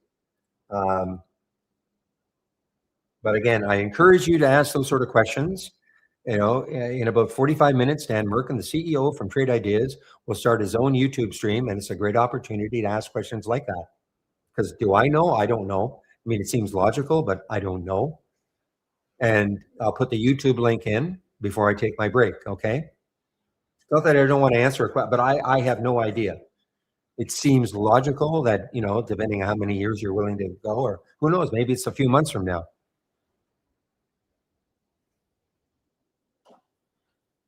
So why are these stocks showing up? Has to be the question, guys. If you're not curious to know why these stocks are showing up, and they're very different from these ones, you should be curious. So all races start from a top list window. If you right click in this race, one of the options is open the top list.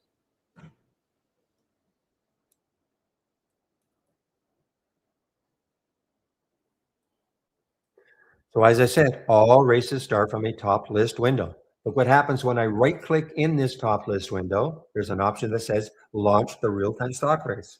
Okay, that's number one. But why are these stocks showing up in this top list window that I've constructed? If I right click in the body of it, click on configure, is what I'm looking for. Stocks between $1 and $50, minimum traded 200,000 shares, and up 2% at least from yesterday's close. That's what I want to see. And I've capped it at the top 50. Okay, there will be other, I can see right there 2.6%, but I'm sure there are other stocks that would meet the criteria up 2%, but I've capped it at 50 stocks. Now, before we had races, and you can still use a top list window like this. Let's just say you wanted to find the stocks that are up the most today. As long as you've got the column header, which I do, the change from the close, that's what that C% stands for, I can sort on it. So if I double left click, I can sort on it. So Box L is up 123% from yesterday's close. CUPR 54%, etc., all the way down this list. If I wanted to sort on the stocks that are up the most from the opening trade of the day, Box L is still the leader, 111% from its opening trade of the day. ICCM 38%, etc. So you can see that you can use a top list window by asking it questions, as long as you have the column header to click on. Show me the stocks that are up the most in the last 5 minutes. As long as I have that filter as a column, I can click on it. Show me the stocks that are down the most in the last 10 minutes. As long as I have the filter, I can click on it and rank the stocks. So that's what I've done. In this case, the C%. So that's good. But what the race does for you, the fact that these stocks, Box L and SkyQ and CUPR, you'll probably see these in the race all day long. Why? Because they're up the most today, and these are stocks that are going to be active all day long. Okay, look at the relative volume, 39 times normal, 49 times normal, 17 times normal, etc. Okay, so you're going to see these in the race probably all day long. But what the race does for you is this. The race does not discriminate. It doesn't care where the stock is in this list of stocks. All it cares about is, since the race started, what stock in this list of stocks is moving the most percentage-wise. So you could see, CDT, which has been a pretty active stock over the last little while, it's only up 2.6% from yesterday's close. But what if all of a sudden it was up 3%, 4%, 8%, 10% moving up this list? How would you know? Well, that's what the race will do for you. The race, again, doesn't care where it is. It just tells you what stock in this list of stock is moving the most percentage-wise. Okay?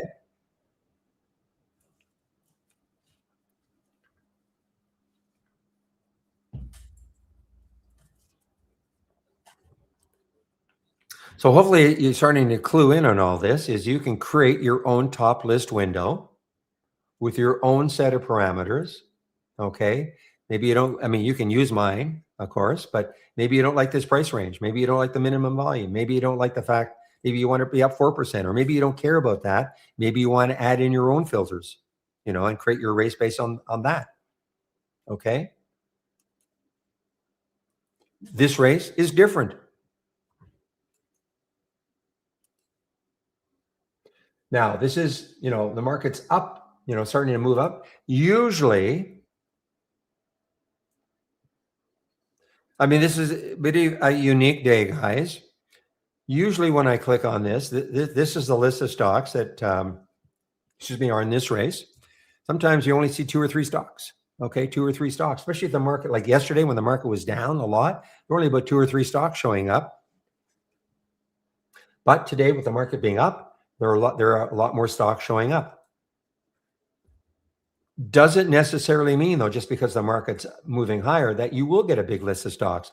This is why, again, this is a unique day, but this is what I'm looking for in this particular top list window. So I've got a different price range, 10 and 70, 200,000 shares at 2%, same as the other one.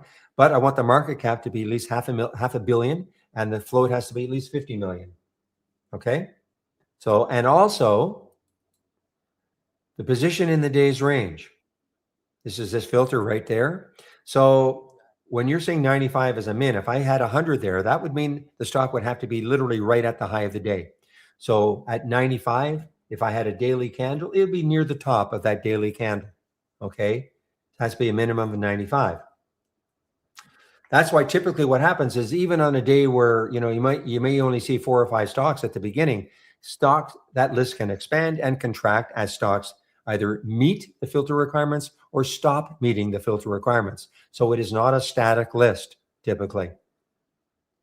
But this is a unique day. This is a day in which a lot of stocks are meeting all the filter requirements.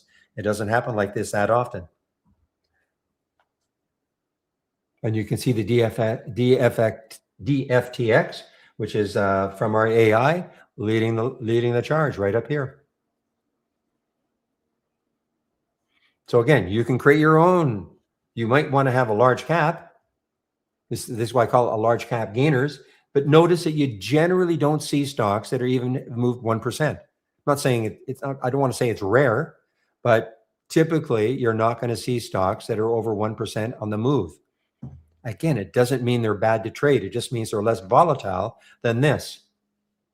So if I were starting out trading, even though this is wildly more exciting, I would probably concentrate on something more like this if you're interested in the races, because they're just less volatile. Doesn't mean that you can't get some volatility, but it just, typically you're not going to see a DFTX probably all of a sudden a giant red candle coming down.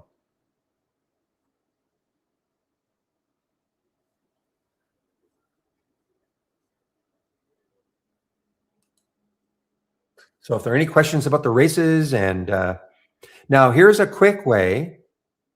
So say you wanted this race, okay, this race, my volatile race. What I'm going to do is I'm going to duplicate it. I'm going to duplicate because I don't want to stop the race. And by the way, if you load these races from my homepage, should always say that, always go over this. If you're just loading, if you thought, you know what, I like the concept, I'm going to load the race, and you're saying, well, wait a minute, am I doing something wrong because I don't have that top 10 list? Your top 10 list is developed from the time you load your race. So right now it's 11:22 Eastern time. So that's when your race will start. Well, your top 10 list will be built from then on. Now, if you load these 2 races from my homepage, I'm going to show you what I'm talking about. First, before I do that, here's a quick way. If you click on the gear, the race is going to stop. Okay. Here's a quick way. Maybe you don't like my price range, so you can quickly change the price range. Maybe you want to change the minimum volume. Maybe whatever number you want. Okay. And you can also go into the advanced. And here's where the other filter is. The C% filter. Okay. To change from the close. But here's an opportunity in which you can take my race and really customize it to your style of trading. You can change the price range, that volume, the change from the close if you want, or add filters. You might have some filters that you really want to add. Okay, so it's a very quick way. Why I'm telling you this is that you don't necessarily then have to start a top list from scratch. You can take, sort of the body of this and make some changes if you want. And then just say, okay. I'm not going to make any changes, of course. Say okay. Now, here's the other thing, though. If I right-click now, I've stopped the race. To stop the race, you click on the gear, or you click on the box. The box there will stop the race. And here is, I right click, show the race setup. So here's how you can make an adjustment to the time that you want the race to run. I'm running a 4-minute race. You can see the 4 right there. You want to run a different time frame, go ahead. But here's the other thing that I have changed from my homepage. From my homepage, I used to only want to run this race when the market opened at 9:30. So I had auto start at time checked, and the race would start at 9:30. I decided, you know what? I want to see the race in the pre-market too. So I have checked now auto start unload. So what that means is your race will start whenever you load trade ideas. If you're loading it before 9:30 or the pre-market, it'll start then and continue through the market, through the market hours, and it'll also continue after hours if you want. It'll run all day for you. So auto start unload is something you might want to do. Okay, so the race will start whenever you load trade ideas.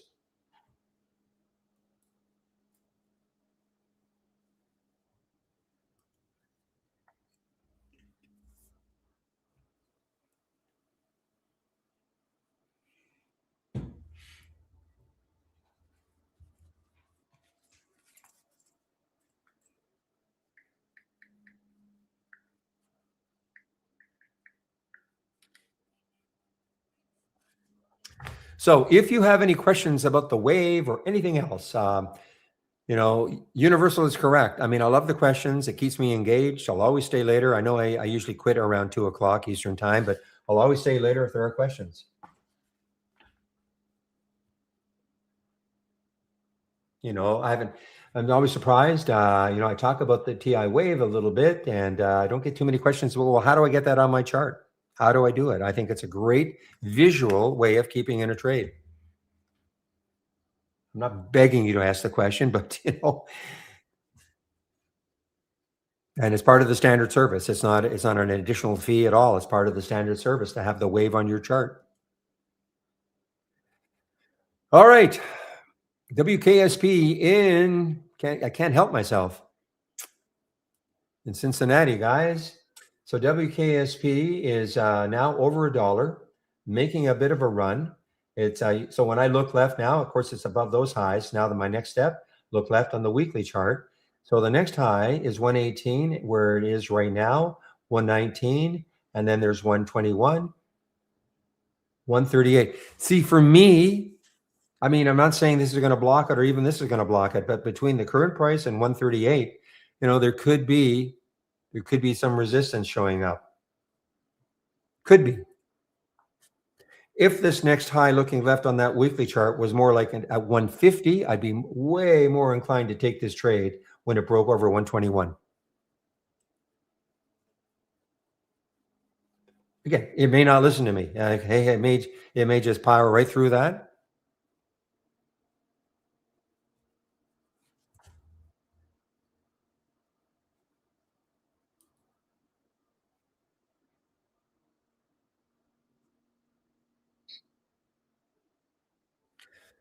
And notice a lot of the things that I click on are stocks that are just over the whole number. Okay, so here's QNTM.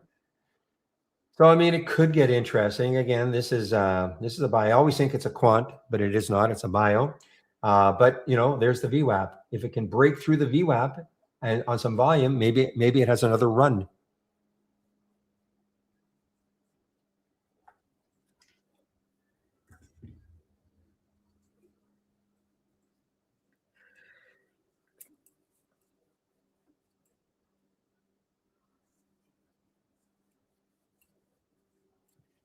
Yeah, that you're right. That INHD is still halted, and that is from several weeks ago now.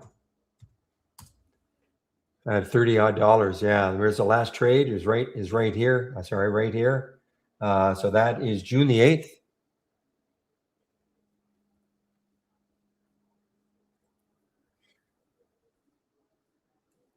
I mean, it may never open.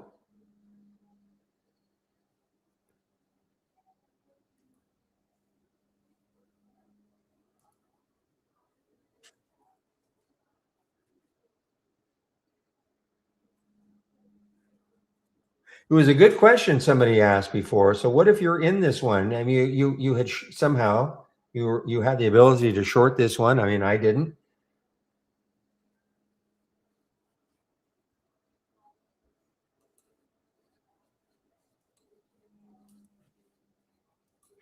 Well, another one that halted and has not opened in years is that is it this?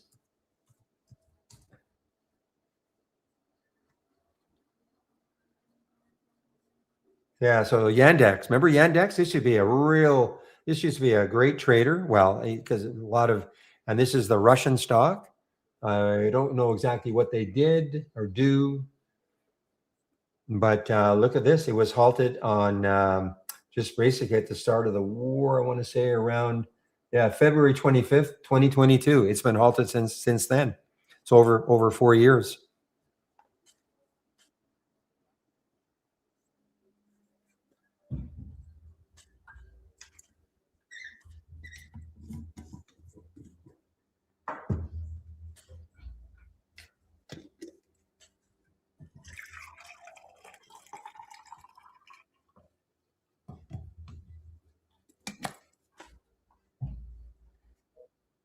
I want to say this is a Russian search engine, but I have no. There's no more information on it at all. So,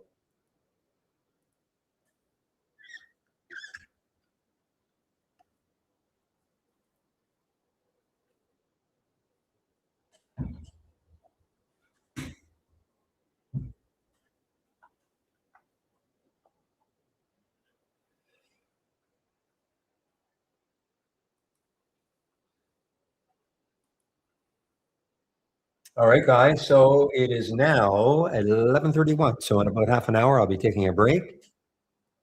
And Dan Merkin, the CEO of Trade Ideas, should be starting his own YouTube stream. Boy, this has been a nice one. I unfortunately did not take it. I was thinking about it, especially when it was hugging the VWAP. I did not take it. Why is it nice? Look how orderly it's been. DFTX had great news yesterday. This was the news. I think it's a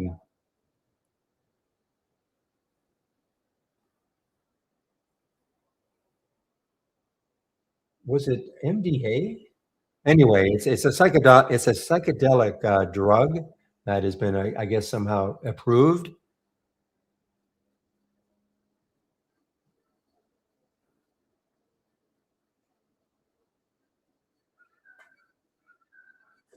So even though they did a financing yesterday, it has not hurt the stock at all.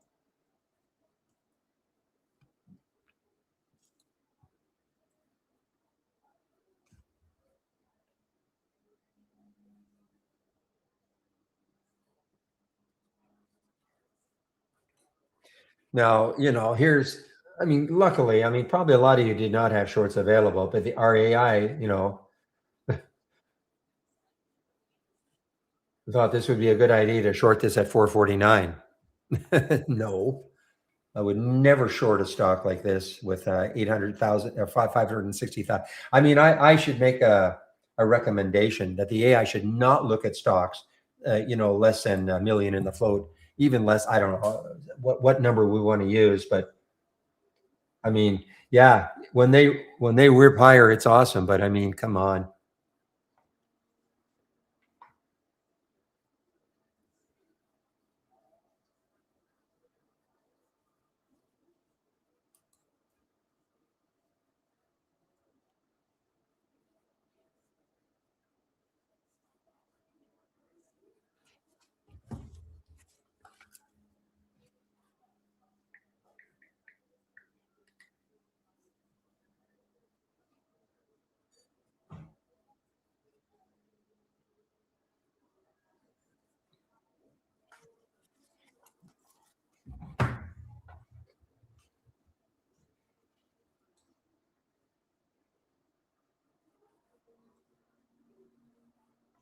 All right, guys. So let's see. Anything? There's the Sky Q.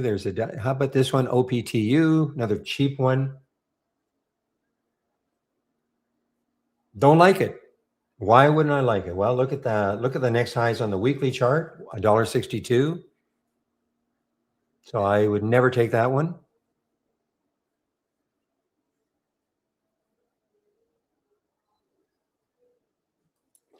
Now this could be interesting. The slide SLDE. Okay, now this is it hit in the pre-market. Looked like it hit $19, guys. So this is very interesting to me anyway.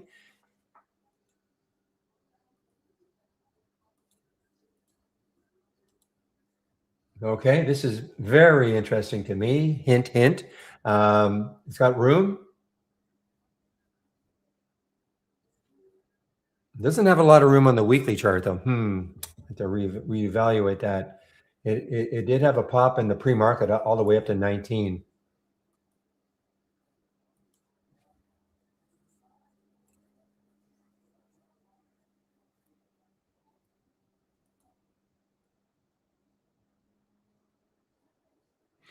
Yeah, better well, I'm in it, but I may get out. I should have, I got seduced by this, okay? The fact that it got the 19 in the pre-market, but I should have, of course, looked left. I would never take it. There's 1829 is the next high.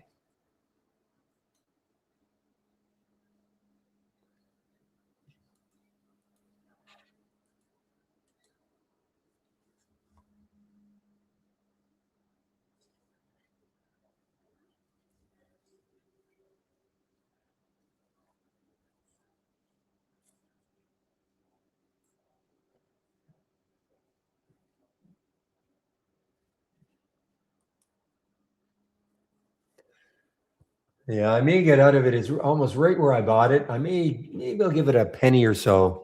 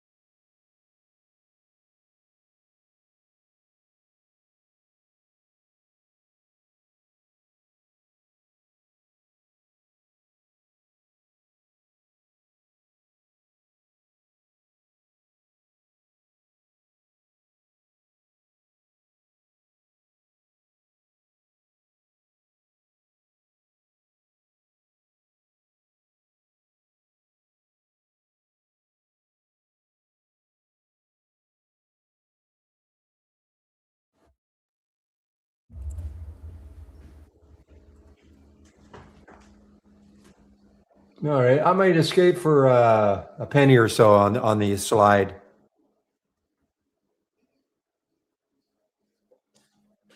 Boy, the short of the day, guys. I just talked myself out of it. The reason being, they did the financing at 11. I thought maybe it would find a base around here, but man, oh man, what a short from the 950 down to the low here, 828. I mean, that's just a great percentage move. Tomorrow, I won't talk myself out. Now, this could turn around. There's the VWAP. I'm going to put a price. I mean, it may not get there, but if it gets over the VWAP,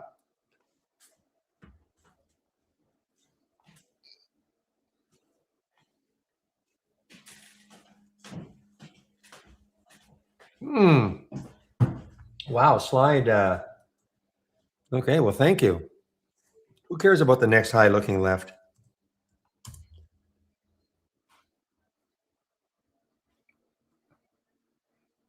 I mean, there's the weekly high right there. So it's right at that weekly high. If it can break through that, the next weekly high is 1915, which is basically the high up here. But you see, it's right there. So the next high is 1877 on a daily chart. Did I trade, Wendy? No, I didn't. Snowman in our YouTube room asked. I'm not a big swing trader, okay, seller. So you're talking about Stellantis. I'm not a swing trader at all. So I'm probably the wrong person. I mean, this is in a downward trend, you know. I mean, but you're wanting to buy it. It's in a downward trend right now, you know, on the daily, on the 15, on the 5, the 15, the weekly. So what is the reasoning for your buying it? You know, it's underneath the VWAP also on a daily basis. I can see you want to put a 550 stop.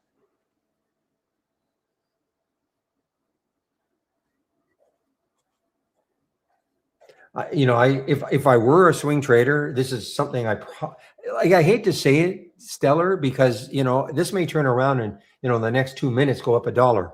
But I mean, if I'm a swing trader, this is nothing that I'm interested in. I know what maybe you're looking at trying to play bottom fishing, maybe, but this has just been down, down, down, down, down.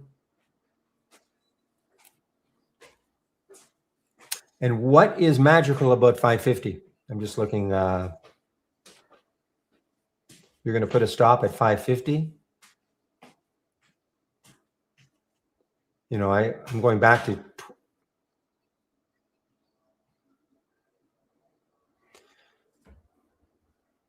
I mean, well, I shouldn't have done that. I mean, this is basically a lifetime low also. So you're talking about, you're trying to time a lifetime low on a bounce. I mean, I'm not saying it won't work, but you asked my opinion. So that is my opinion.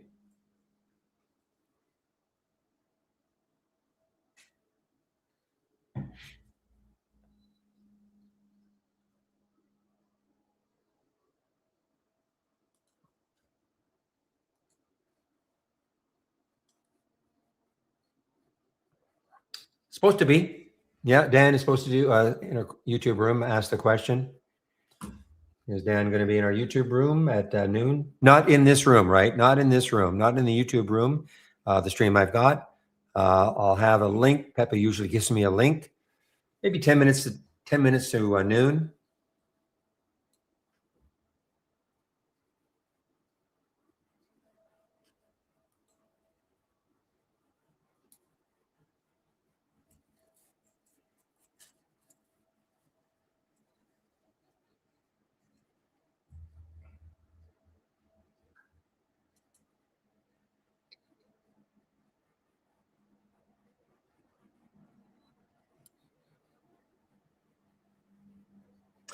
So again, you asked, did I trade Wendy? Well, we certainly saw it in the pre-market. It looked like some Reddit group or the Wall Street Bets got a hold of this one, but not for long. I mean, it got up to 890 and it came right back down to 740. It's underneath the VWAP, so it's not like they were piling into this and holding it all day long. That's for sure.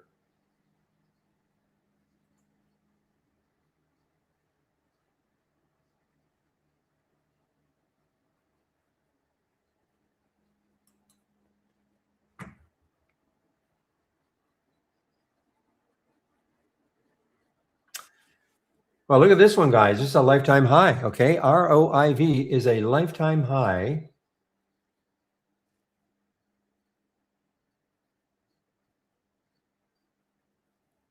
Big float, big market cap, lifetime high, just inching its way up, ROIV.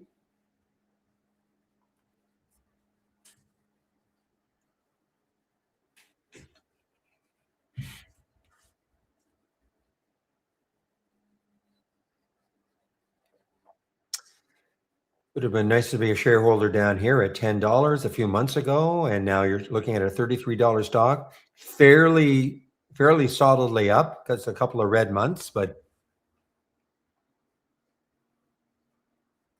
no, I'm not out of the slide.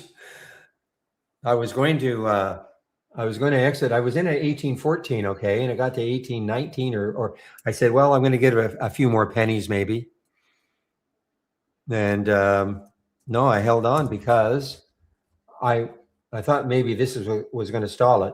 No, not there. where am I looking here? Or right there. I'm sorry, right there, that 1825. So I thought, okay, well, let's see if I can get a few more pennies close to that 1825. Well, it got more than a few pennies close to it, and it popped through it. Now, if it comes back down here, I'm out. But the next high now, I mean, that's looking excellent. I mean, it could be excellent. 1877.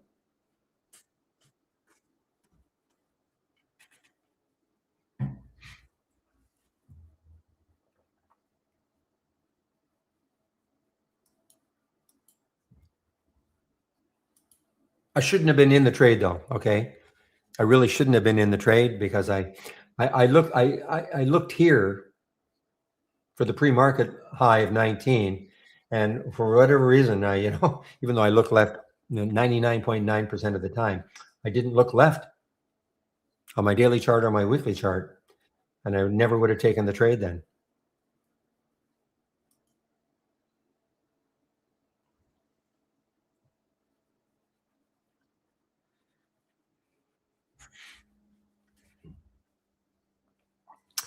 So here's another one, guys, just over the whole number, MIAX, MIAX. And look at the room it has, 38. Yeah, it's got a lot of room. My guess is the spread is not great. No, it's not terrible. 38.31 is the next high looking left. So say a dollar 35 or so. And on a weekly chart, a lot more, 45. That's the MIX. But remember now, for all the reasons this was down, they're still in place. So this is, I don't know why it's going up today. Looking to see if there's any news. I cannot see any news on it.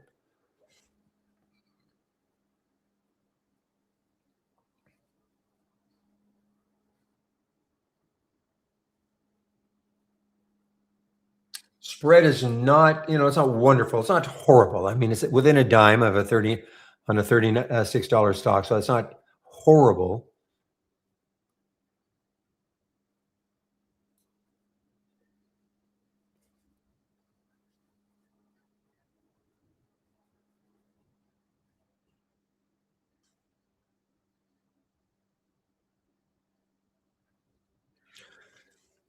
So guys, I repeat, if you're sitting in this room, both rooms, and you have questions you want to ask the CEO of Trade Ideas, Dan Merkin, he'll be starting a YouTube stream of his own. So he doesn't take over my stream. So he'll start a YouTube stream of his own. Usually is a little bit before noon Eastern.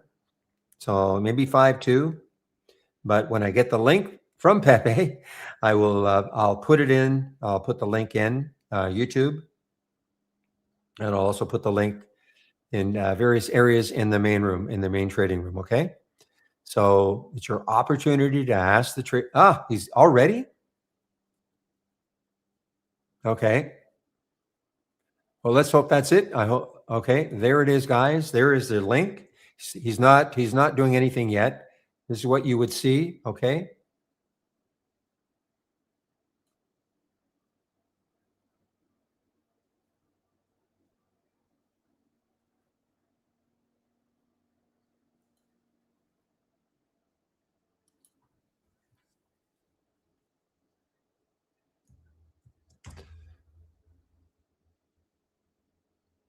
Give me a moment.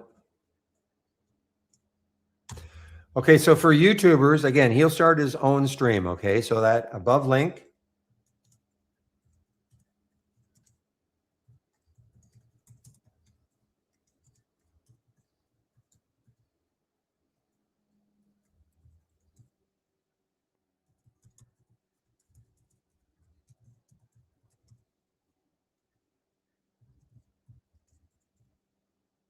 I would probably head there around 5 to 12. Okay, so I'm going to put 11:55. Okay, AM. Usually starts a little bit earlier, but even if you go there and there's nothing happening, but at least there's the link. Okay, thank you, Pepe. And here's the link again. Okay, so that YouTube link I'm putting in is for Dan Merkin, his live stream, which will start probably in maybe 5 minutes from now. It usually starts a little bit before noon Eastern. So it's your opportunity to ask him questions, okay?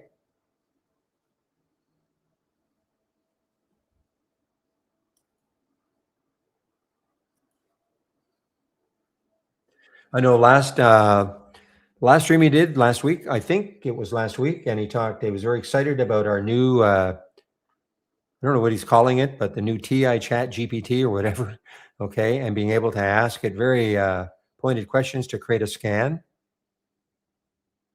I think we sort of had that ability before, but I guess it's been fine tuned, and I think they're talking about a release.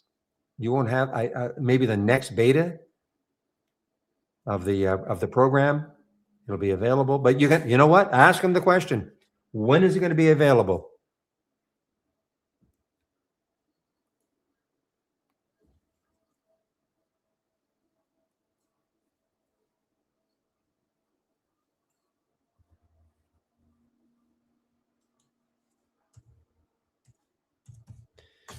So even though I'll be on a break, I don't mind holding this slide while I'm on my break. It shouldn't be terribly volatile. So, and when I'm on my break, I do have a little workout routine, but it's basically in front of my computer. So I'll have the um, I'll have the stock or the chart up, and you won't see it here. I have another monitor. I have two other monitors, and I have some thumbnail charts. So when I'm in a trade, I don't have to see it here. It'll be on my thumbnail chart on one of my other monitors.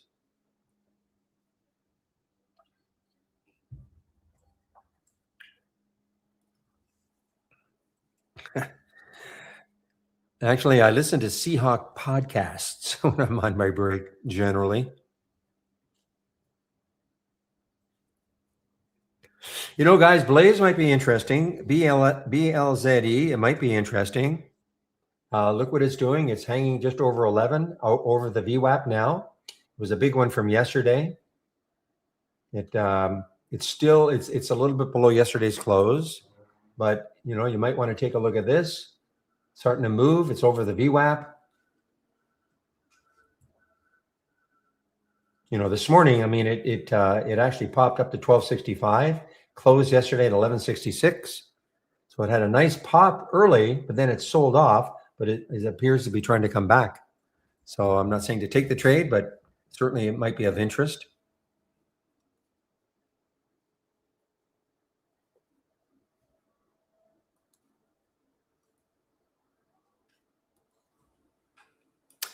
All right, guys. So I'm going to put my announcement here. I won't go until he starts, but put my announcement.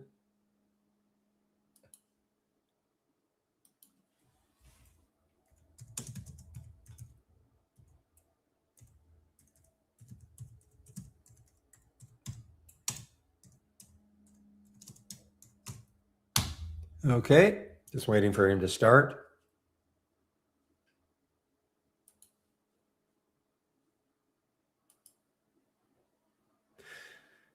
Okay, guys, he is talking now. All right, guys, he's talking now, so I'm going to take off right now. Have a little longer break. Okay, so he is talking now. So again, I put the YouTube links in for both. Remember now, for YouTubers, you have to go to another YouTube stream. Come back after it's done if you want. I'll still be in. I'll still have that YouTube stream going. Okay, guys. So I'm going to mute myself now. We'll see you guys in the main room and also the YouTube room in about an hour.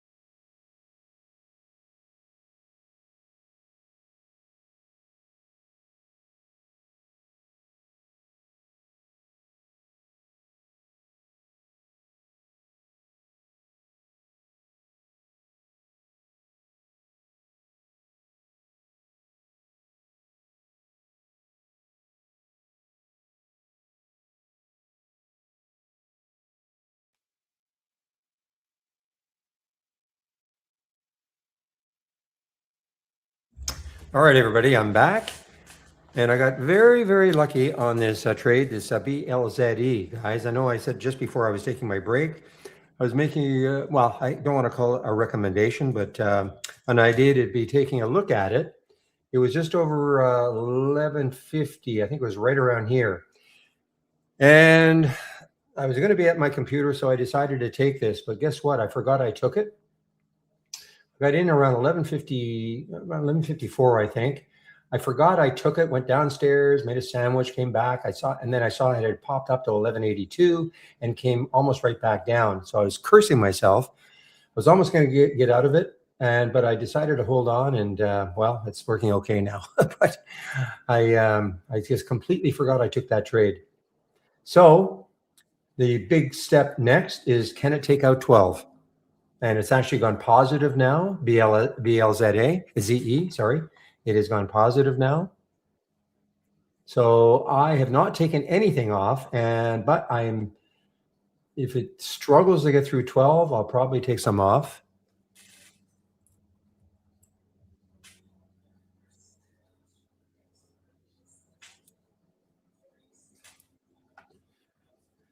So I think I have a price alert set right at 12 to see if it takes it out. Thank you, Faith. Still in the slide also. Yeah, still in the slide. There was no reason to get out. The slide is inching its way up, SLDE. And no reason to get out of this one either, in theory, on the 5-minute. Look at the wave. Look how the bars are maintaining contact with the top of the wave. The wave is still very strong. It was just a shock. I completely and utterly forgot I took that trade.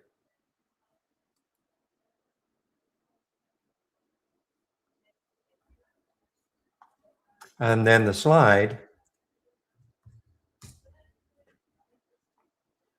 Same sort of thing now, guys. No reason to get out of the trade. Okay, it's just inching its way up. Nice narrow bars. All right, now, what will it do at 12? Okay, well, I'm getting a little bit of my answer. I'm going to put 1206 as my new, whoops, not 1260, but 1206 as my new price alert.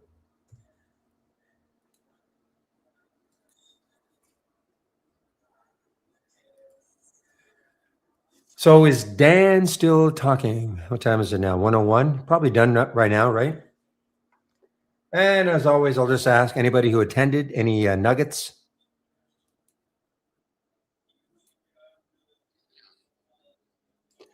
Oh, man. Just keep going.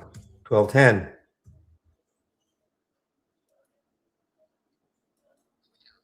All right. Just keep. My price alert window does not pop on my screen this time. I was minimizing it just at the same time that this alert happened.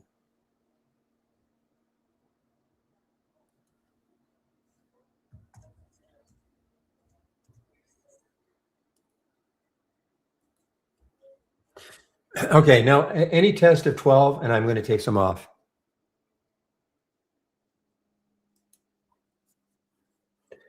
I am a little surprised that we did not get a lot more in the trend reversals today on the way up. Why? Because the market was so down yesterday, and the market is, it's not up a huge amount. I would have thought we'd have more reversals, stocks that were down so much yesterday, but are now positive today, taking out maybe the high and the high of yesterday. Didn't get very many.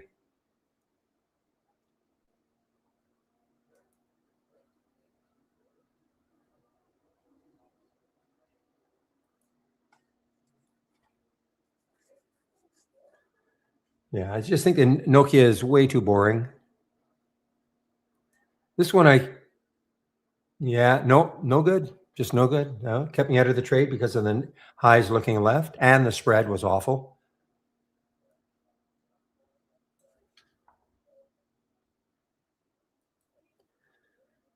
Well, this Toyo has to be watched tomorrow for some kind of a bounce, I think. The financing's at 11, so once this news gets digested, I mean, existing shareholders are not happy.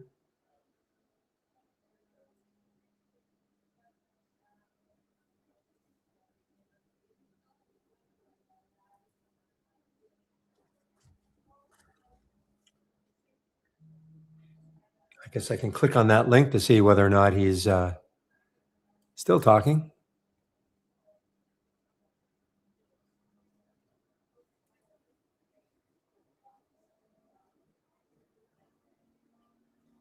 Yeah, I guess he's still talking. Okay.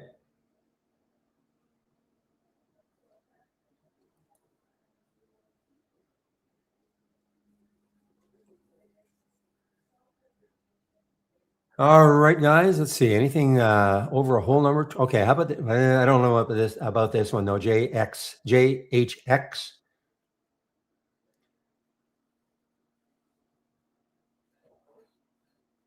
Interesting though. I mean, it's look how nicely it's basing.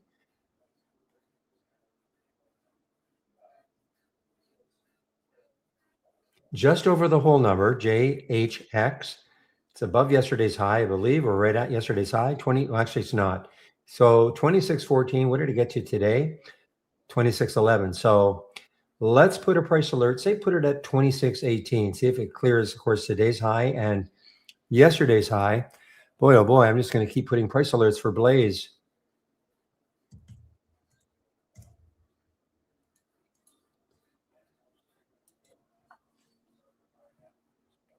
Getting a little parabolic now, though. Look how that bar now. Well, I want that wave to catch up to the bottom of the bar.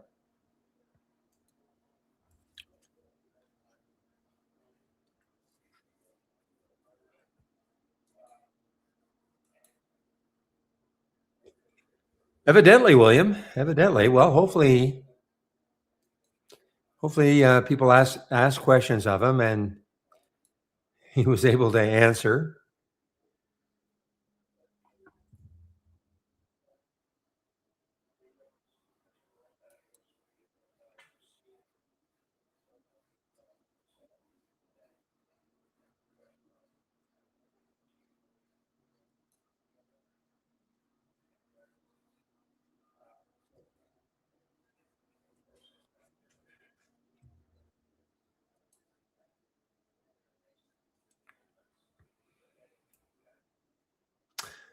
All right, guys. Well, let's see what's happening with SpaceX. SpaceX had the fairly big drop from 159 down to 155. Nice range every day with it. Okay, guys. So maybe Blaze is finally going to, you know what?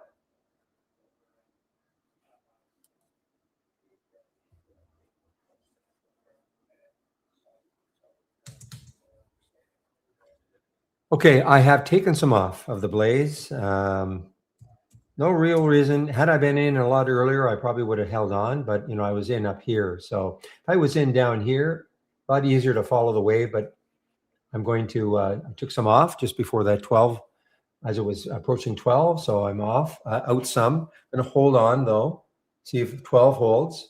Wave is still strong.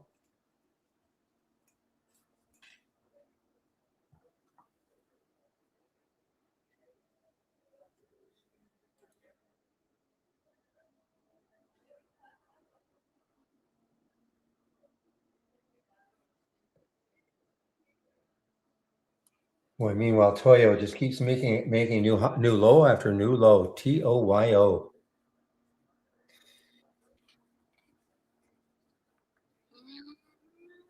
Now I put a price alert here for WKSP for some reason. I don't know why. Through the VWAP. You can just see it through the VWAP. So somebody came into the room, William, pro somebody or other, pro just a new subscriber. I wonder if he's still around.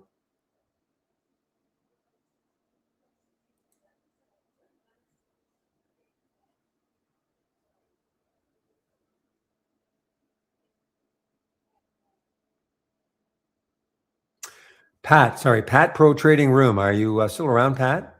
Maybe I can help. He's not. Okay.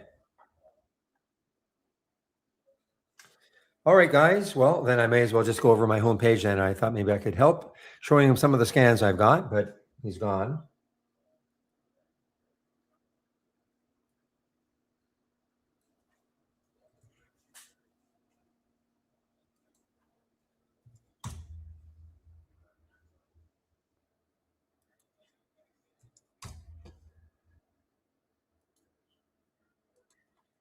All right, guys, so I'm putting my homepage link. So clicking on it, this is what you're going to see.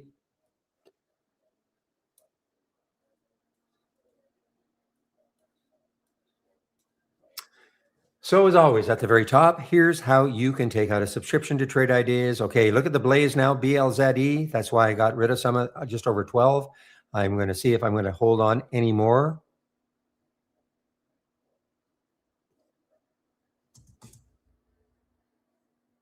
Yeah, okay, I'm out of everything now, guys, out of the Blaze. Just broke down through 12. I would have held on probably if I'd been in a lot earlier, but all right. So this is how you can take out a subscription to Trade Ideas. You can use my promo code. You will get 15% off the first month only of a Trade Ideas subscription, or 15%, of course, off an annual subscription. Doesn't matter if you choose our standard or our premium service. All I ask, please use my code. Helps to keep these rooms free. Company tracks the use of the promo codes. I'm moderating 2 trading rooms, the YouTube room, and then this room right here. So if you want to come, anybody still left in YouTube, you want to come into this room, you don't have to, but if you do want to come in, it's free also. It's also open at 6:45 a.m. Eastern time. Thank you, Obi, for doing that. So, and there's a lot more interaction amongst traders in this room. So especially if you're looking for a room to come into that is open in the pre-market, you can come in here, okay? I get on the mic, both rooms, sometime between 9 and 9:15 a.m. Eastern time. And if you keep scrolling down, keep it simple. Get the trade of the week. This is free. You'll get it before the market opens every Monday morning. Education. So if you're taking out a subscription now or thinking about it, click on my homepage link, go down to the education section, click on the more info. And so mandatory if you're taking out a subscription right now, getting started with Trade Ideas. This is mandatory. 12 short videos to get you started. If you don't have the program and you're wondering if it's a good fit for you, well, before you would take any sort of a subscription, why not do this? You should do this. Start off with that second video, go to the end. Should give you an idea about what the capabilities are of the program, whether or not you even want to try it. And if you want to try us, you can try us for a month. If you don't like it, just unsubscribe, okay? But do this first. Why would you take a subscription to something you know nothing about? Because a lot of people do that. They know nothing about the program, and yet they take us out of subscription and they're completely lost. So do this first. I'm not saying it's going to make you an expert in Trade Ideas, but the videos are very short.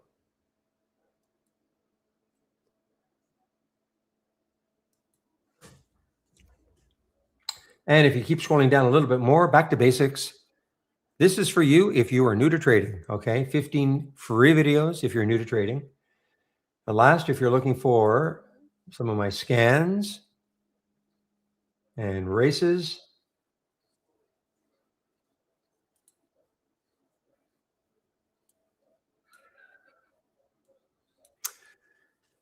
So these two, this is the large cap races right here. The more volatile race is this one here. This is the halts resumes down here. And this is what I use in the pre-market. The pre-market actors up and down.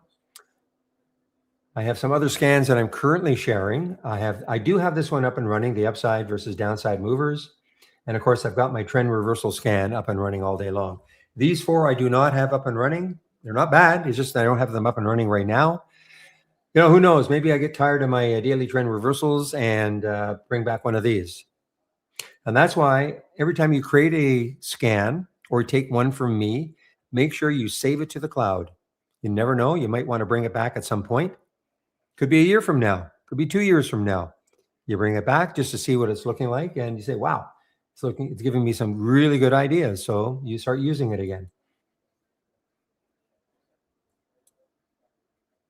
So again, both rooms are trading rooms, but they're both support rooms also. So if you do have questions, please ask them. Don't think you're interrupting me from doing something. If I'm in a trade that I have to devote 100% of the time to it, I'll let you know. Typically, that's not going to happen. Well, I shouldn't say that. I was going to say later on in the day, but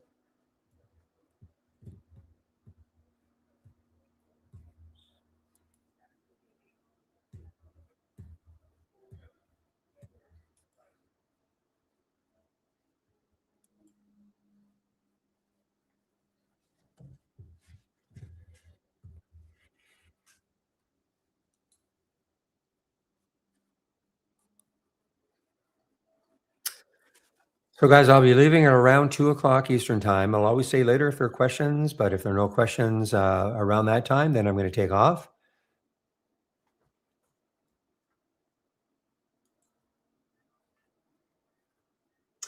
All right, Monica, you've been talking about these ones under $1. Let's take a look at NWGL. Let's take a look and see where it is. And it's under $1.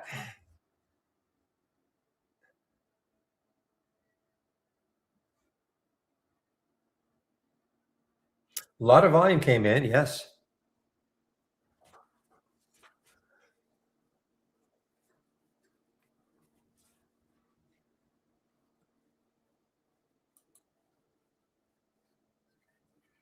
Well, it's up 65% in running, yes. Could take a lot of shares to make some money, but the next high looking left is 46 cents, so about a little less than a dime away, about a dime away from that next high.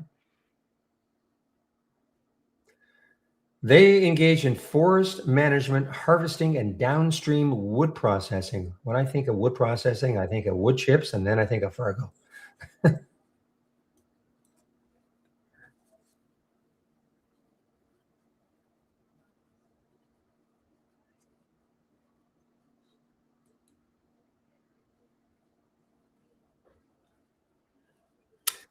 This almost looks like a Poe special.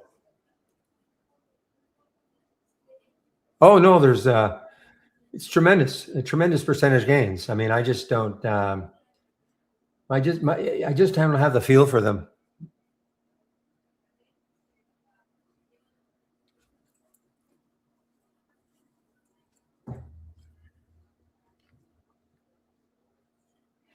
Well, if you told me about this when it was at 22 cents, okay, and maybe I would have. But of course, you probably didn't see it. You probably saw it around 27. Just you got to take so many shares to make some money. But looks like looks like the liquidity is pretty good.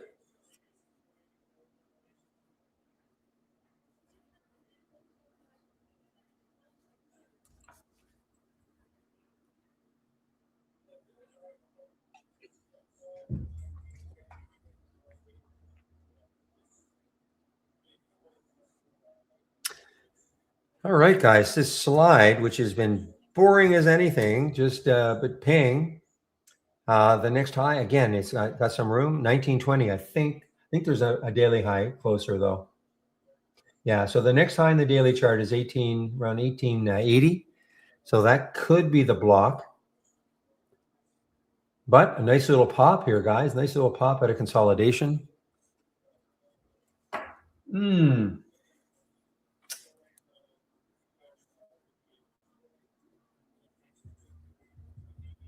Rank One Computing. I don't think I've ever seen this one before. ROC. 48 times normal volume.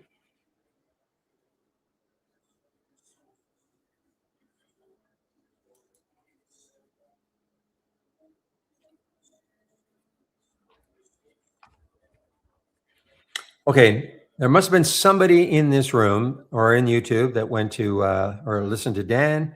So again, I'll just ask the question: any nuggets? For instance, did he talk about that Chat GPT at all, or whatever they're calling it, TI Chat, whatever they're calling it? What did he concentrate on this time? And was the question asked: when can we get the buy and sell flags on our own scans?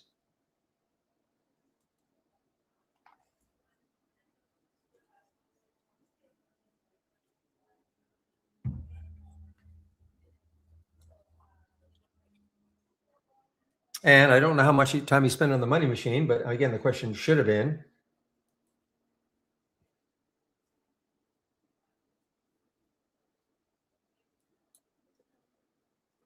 any idea when it may be released? No, I chat GPT.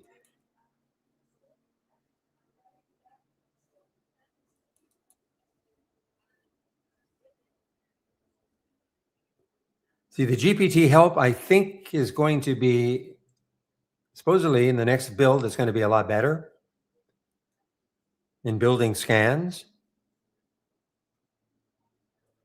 But I'm just wondering if he talked about it at all.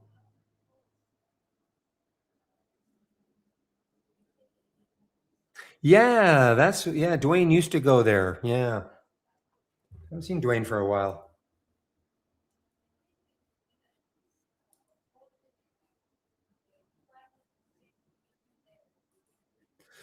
So, Juan, what's stopping you?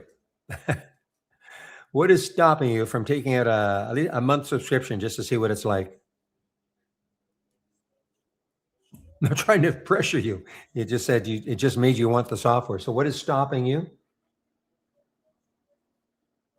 Okay, thank you. So, Tony in our YouTube room says the next version soon. So, I guess it'll be an improvement on this GPT help. I guess it'll be an improvement on that.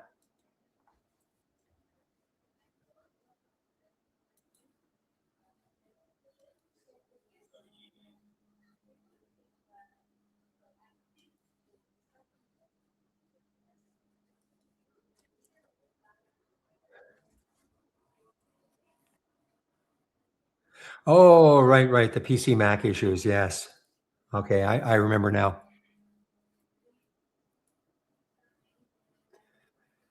Well, you definitely want to have the PC version, or the downloadable app. You don't want to mess around with the web-based version, okay?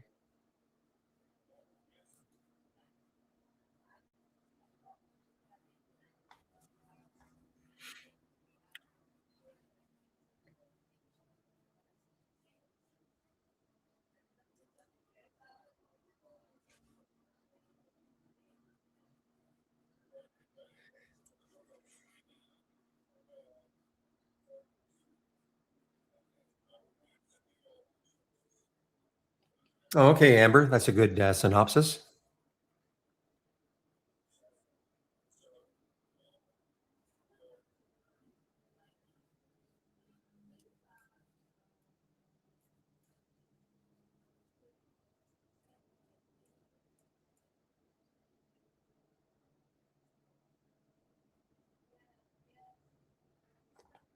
So do you, in saying that, Amber, okay, finding the time between the lowest and the highest of the day, you find that that can help you, or you're going to just, I mean, I know he's got, is that from this channel here, the Doc Channel Bar and the Buy the Lows? Is that from here somewhere? What channel was he using, or some top list that he was using? Okay.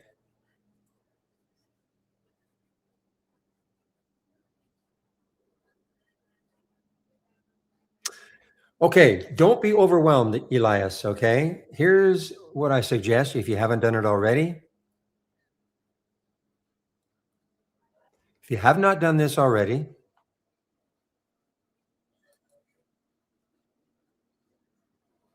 I'm teasing you here, but just give me a moment as I get my homepage in here. Now, you may have already done this, but if you haven't done this, this is mandatory you do this first. So click on my homepage link. I just put it underneath. Okay. And if you go down to the education section where it says click on the more info, and right here, the getting started with trade ideas. Expand this. I'll miss it. Here we go. Getting started with trade ideas. Okay. So there are 12 short videos to get you started. You may not have to do the login if you've already logged in, but mandatory you do this. You have to understand what alert windows are, top list windows, introduction to charts, and things like that. They're very short videos. Okay. It's like any other software program. There's a bit of a learning curve. But what you should not get overwhelmed with, though, is all the information that we have. Understand that the only reason we have so much information is that there are all sorts of different trading styles out there. So that's why we had to create so many different real-time alerts and all those different filters. When you say you're overwhelmed, the other thing is, do you have any trading experience? If you don't have any trading experience, it's going to be super overwhelming. And I should have. So do you have any trading experience?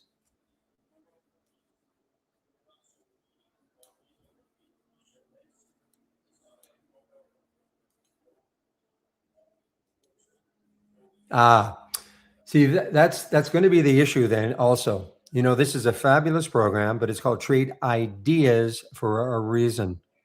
It generates ideas, but when you click on an idea, say, yeah, I can give you some of my scans and all that, but if you click on a symbol, And if you're looking at a chart or charts and you're not understanding what it's trying to tell you, then the program, unfortunately, is not really going to help you much.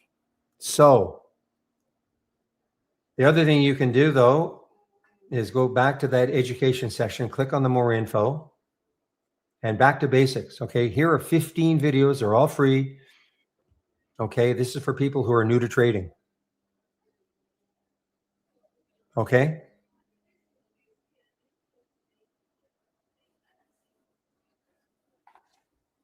Otherwise, you're right. Whether you had trade ideas or not, trading will be overwhelming to you. You won't know what to do, even if you've got trade ideas. Okay.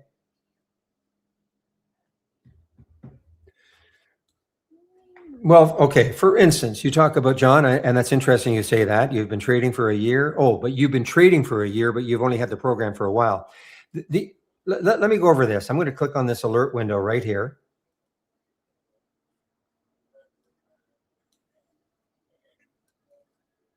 And I'm going to, but again, the user guide is excellent, but you don't have to learn everything that's in the user guide, okay? You don't have to learn everything. There's a lot in the user guide. Some of the stuff you'll never use, probably. Okay, so you don't think you've got to learn everything in the user guide. My analogy is always going to be MS Word. I'll use that analogy till I stop doing this, because if I threw the MS Word manual and I said to you, you know what, before you can use this word processing program, you have to learn everything that's in the manual. Who the heck would ever do that? You know, most people just want to know, okay, how do I get that stuff on my screen? Okay, how do I save it? How do I print it? Maybe change a font. You know, how do I edit? You know, some very basic stuff. But look how big the manual is. I mean, so that's usually, you know, when they give you the little quick getting started little sheets, almost like a cheat sheet. That's what we're trying to do with the getting started videos. You don't have to learn everything. But look at this. Here are all the real-time alerts that we've got as an example, you know, starting off with the new high and the new low of the day. But look at all the other real-time alerts that we've got. I mean, there's loads of them. And then if I get down to these icons, these are all the filters that we've got. So again, if I said to you, you know, nobody would take this program if we said, well, you've got to learn what every one of these means before you can use the program. But that'd be crazy. Okay, so the only reason there are so many of these is because there are all sorts of trading styles out there. And when the company started in 2003, they felt that most people probably would not want to have to learn a programming language in order to create a scan. So they said, well, we better try to create as many different real-time alerts and all those different filters so that if you have any trading experience at all, you could find a way to combine them to give yourself the type of scan you're looking for. So you know, what you're seeing here, if I weren't doing this, okay, if I were not doing this, it would be, I have, this is all I have up and running.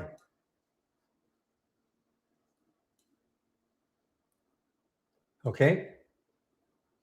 These are two of my other monitor that I've got. This halts resumes is more, I call this more information. Okay. I mean, it is an alert window. That's why it says A in the upper left-hand corner. It is an alert window, but I call this more of an information. But I probably would eliminate one race if I weren't doing this. I like to have these two races displayed because, you know, one is a large cap race. People are interested in large cap stocks. And the other one is a wide open volatile race. Okay, so I show them both. But if I really thought about it, it's possible that this is all I would do. Maybe one race and this.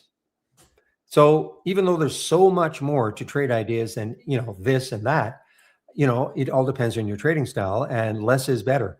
You don't want to have, like when I started with trade ideas as a subscriber back in 2010, you know, I had, without a word of a lie, probably had 10 top list windows going and maybe 5 or 6 or 7 alert windows going.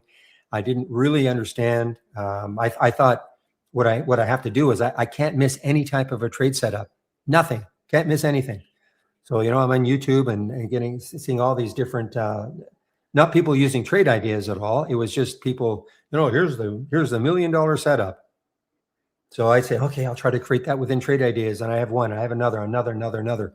So so many alerts coming at me all day long, clicking, my phrase, I should have patented it, clicking like mad and getting nothing done, literally. Okay. So, and I still can fall into the trap every now and then. So I had to learn, okay, you cannot have you're going to have to start eliminating stuff. And it's tough, because you think, well, I can't, it's like throwing away a favorite shirt or something that's been there for 20 years, but you don't want to get rid of it. And you've got 10 of them. I can't get rid of that. That was my high school. And I still fit into it. Or there's my college one, or there's my post grad one. You know what I mean? I mean, it's hard sometimes to get rid of things. Just like scans, hard to get rid of some scans. And especially when you get rid of one and then the next day you see something that would have come into that scan. Why did I get rid of that one? But, trade ideas, it generates ideas based on your trading style. You can take stuff from me. I'm sharing a lot of scans. You can take stuff from me and modify them. Modifying them meaning, maybe you don't like the price range I'm looking at. Change the price range. Maybe you don't like the minimum volume that I'm using. Change that. Add some filters perhaps that you like. And then just concentrate, maybe having, I would say no more than maybe 2 or 3 alert windows, and maybe a race and maybe a top list, and that's it. And then and that's why I always like to talk about the race, is because it automatically creates a top 10 list for you without you having to do anything. So therefore stocks to concentrate on all day long, rather than flitting around. Even if you had other scans and alerts coming at you, you can just say to yourself, you know what? I'm just going to find a way to trade these or these. I wouldn't have them both. That's 20 stocks, too much. So, trade ideas you can make trade ideas as complicated as you want, but it doesn't have to be.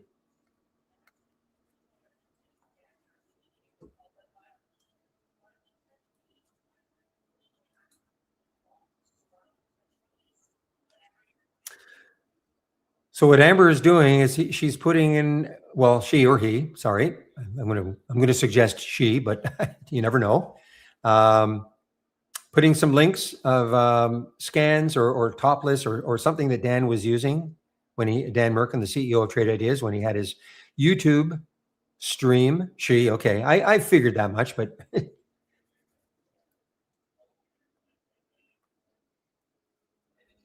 but Dan's style is not going to be everybody's style. Okay, it's not my style, and that's fine. There's all sorts of different styles out there.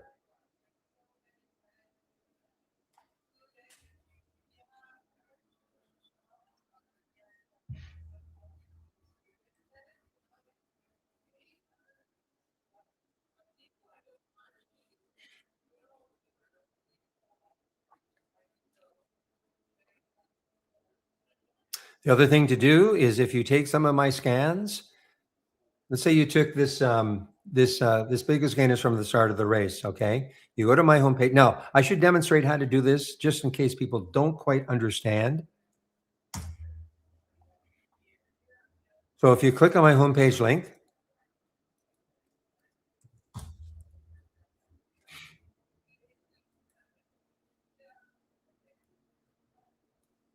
so I know I'm sharing these scans.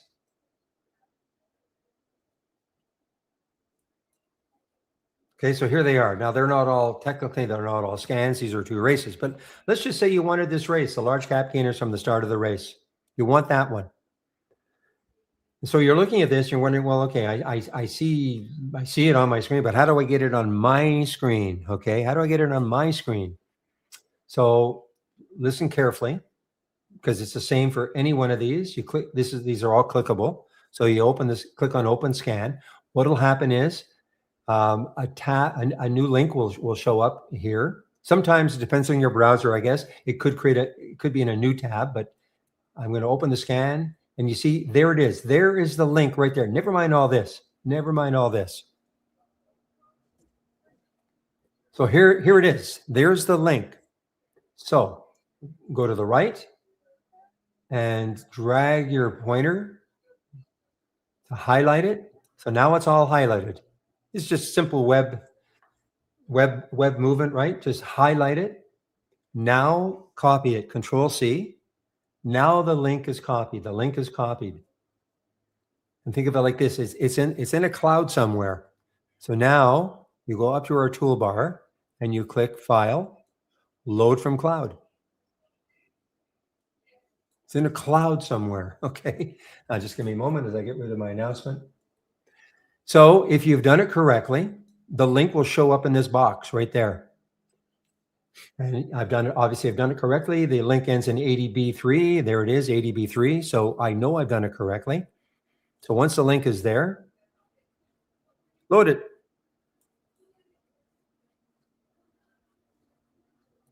And this showed up on my other monitor, but here it is. Okay, there it is. And it's the same for every single scan that I'm sharing or information that I'm sharing. Same principle. Now, if you load notice what happened here. If you load my race, either one of my races or even the Halts resumes, you might say, well, wait a minute, what am I doing wrong? Because I don't see the top 10 list that you've got. Well, the reason why is that you will start building your top 10 list when you load the race. So right now it's 1:35 p.m. Eastern time. So your top 10 list will start now. Okay. My top 10 list actually started, I can't remember when I actually loaded Trade Ideas, but it was in the pre-market sometime. So that's when my top 10 list started to create. And a top 10 list is stocks that have won the most races over the course of the day.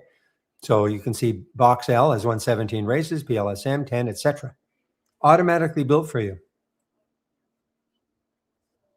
And you can see right here, SBH, it's seeing Sally Beauty Holdings. Now this race, this one is a large cap race, so you're not going to get massive percentage moves. But I think if you're starting out, I would concentrate more on this type of a race because it's just not as volatile.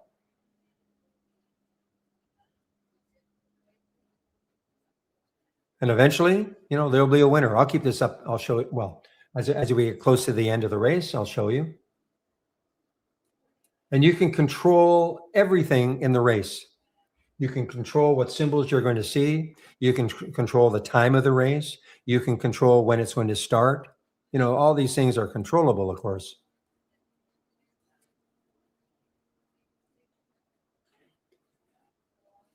SCAG is parabolic. Interesting. I don't see SCAG anywhere. Is it underneath a dollar? That's why.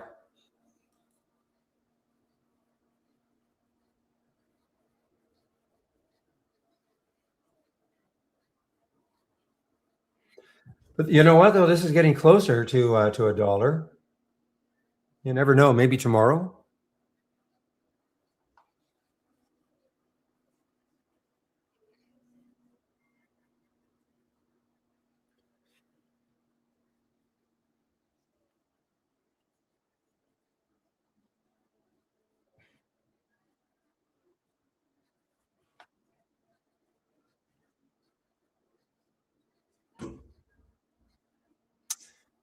So they're going to do anything. They're going to try to. How many shares do they have in the float? 19 million. That's too many. They'll probably do a reverse split because they received their notice on the 18th. We're failing to meet the $1 bid price rule. So they're going to do everything in their power to get this over $1. If they can't do it by pumping it get it over $1 like this, they might do a reverse split.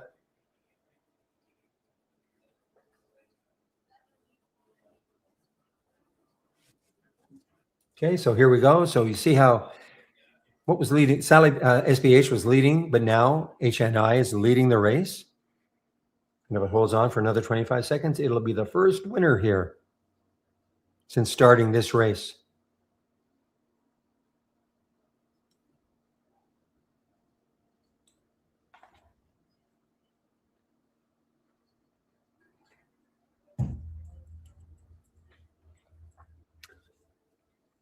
So it looks like HNI is going to hold on to one. So there you go.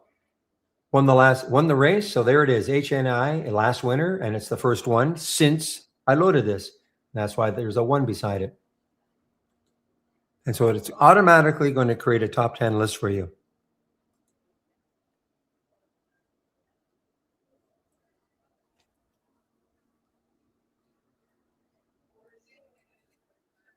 Now I do have a scan. I think I wonder if I still have it. I should have it.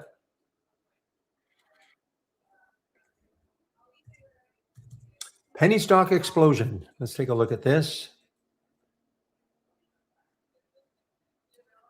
What are my parameters? This is just a top list, so it's not a scan, but what are my parameters here? See, it's only 1 in 30. So what Monica would want me to do is make it, I don't know, 20 cents, 20 cents and maybe $2.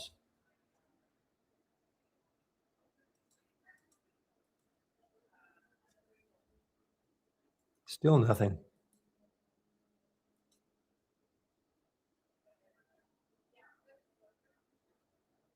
Okay, I have the float is no more than 2 million.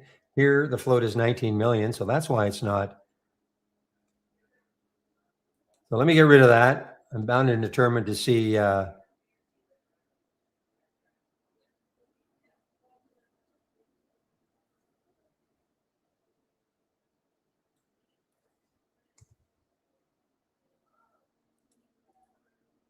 There you go.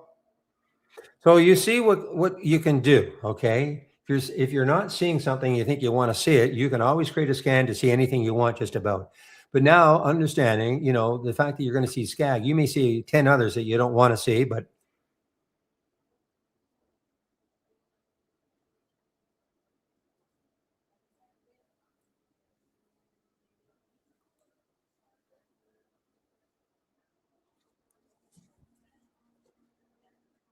so remember my price range was from 20 cents to $2. So you can easily create something like this. I can give it to you if you want it, but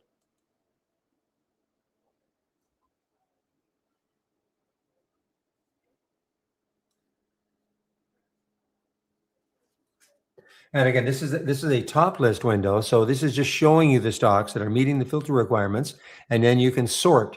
You can sort on whatever column header you want. So you want to see the ones that are up the most. Here's the SCAG. C percent is the change from yesterday's close, so it's up 107%. Or you could see the stocks that are near the high of the day. There's that high of the day filter or position in days range. I mean, that's how a top list can still be used. Open L way down here.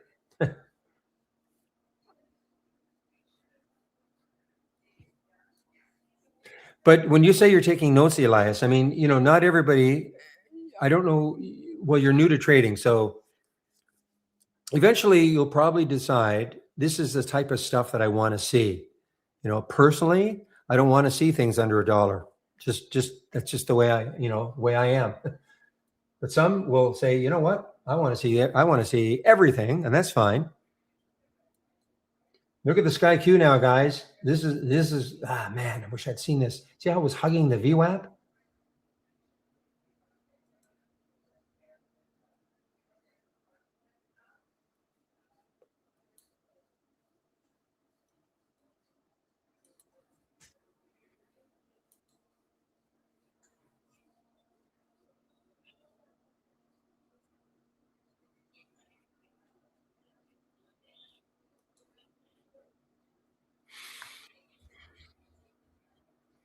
Ooh, we got a new one here. Okay. 1084. Okay, why wouldn't I take this? Okay. I should know by now why I wouldn't take this as ABSI, because somewhere, if I don't even know where it is. I don't know what month it is, what year it is, but somewhere the next high in a daily chart is right there at 1111. So I would not take that. A couple of reasons I wouldn't take it. It would have to break out. It would have to take out the whole number of 11. I should go back. Let's just see, for argument's sake, where is this? What month? What year? So this is back in December of 2021. There was a day in this month, a daily candle in this month, and that's what it's looking at. Now, do we really think that's going to stop it? Maybe not. What is it? That's 5 years ago, almost 5 years ago. But I still won't take the trade unless it gets over 11. I'm just all about the whole number break. So let's put a price alert around 1104.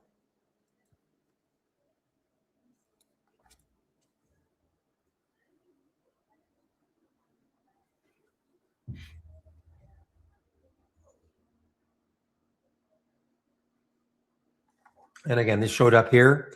This is late, this is pretty late. Don't get too many this late in the daily reversals.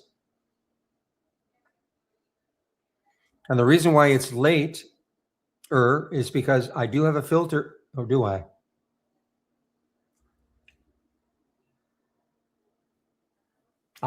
That's why. See, it had to make a new high of the day. And there was a time no, that's not, that's the pre-market.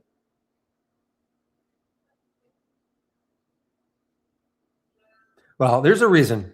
There's a reason why it only triggered now.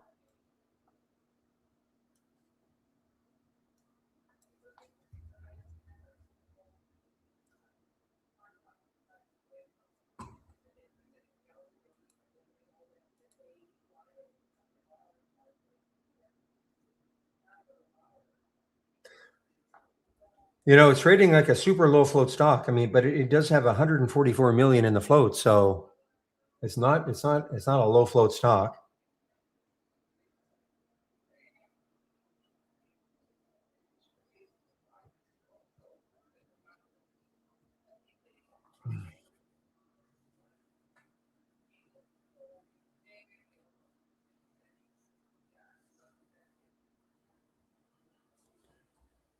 Well, I'm really interested in this one if it takes a nice break over 11, and that is the ABSI. And look at the volume coming in.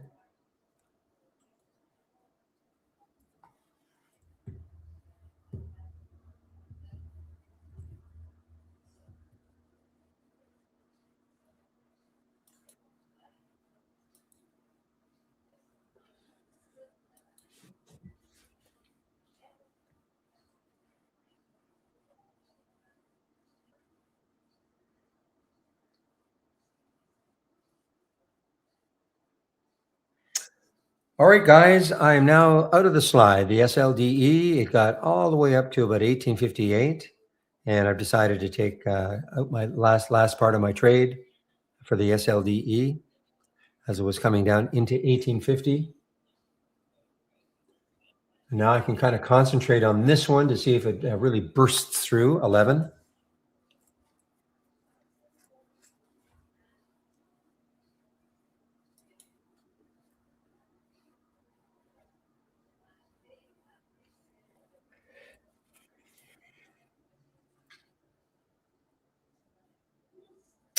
Well, what I'm going to do is put this on another monitor. I want to put the chart on another monitor. I've got my price alert up here, so I don't have to keep staring at it.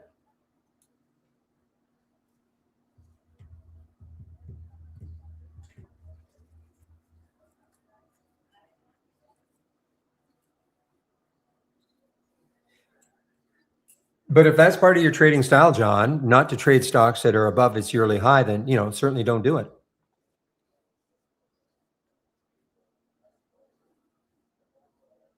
Like, I'm not right, saying if it gets over 11 and I take the trade, it doesn't mean it's going to work.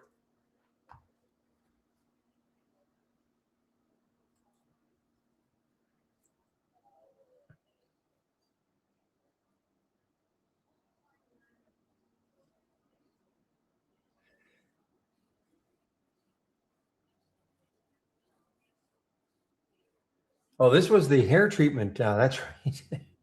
This was a fantastic short for a big part of the day, and it's come all the way back.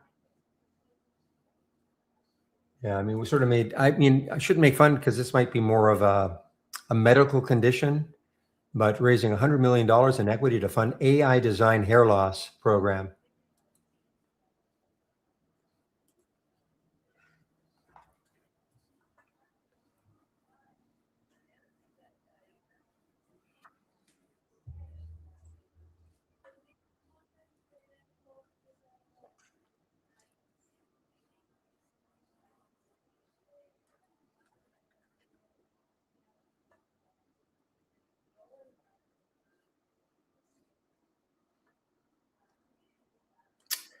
All right, guys, it is now 1:48, so getting close to that 2 o'clock hour. So again, I'll hang around if there are questions.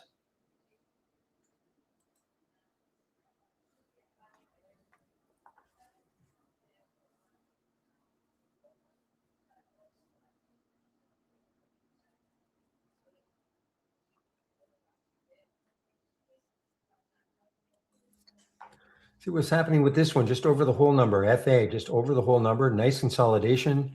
Not a huge float, 77 million, but the market cap is at least 500 million.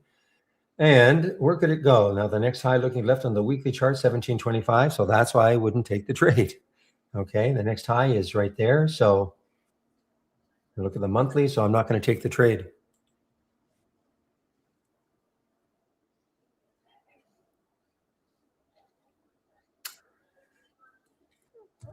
William, have you traded Tesla, the puts and calls or whatever today? Boy, under 400, big way.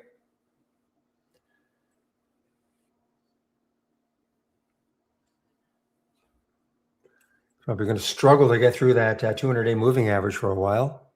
That yellow line on the chart.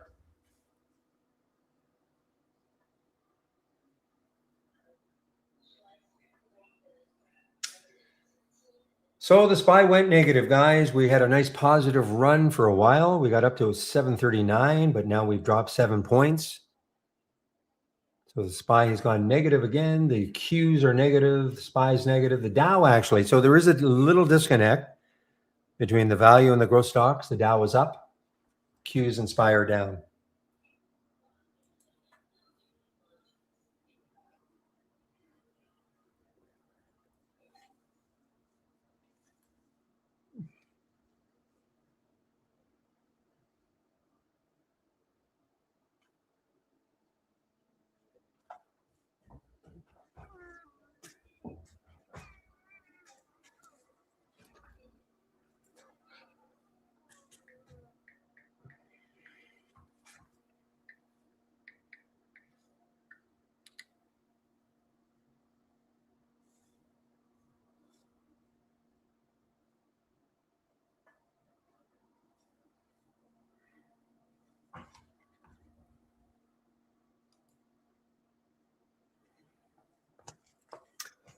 Well, William probably has enough. I mean, you can tell, it's been sold off, but it's a semi, and semis have just been crippled. I mean,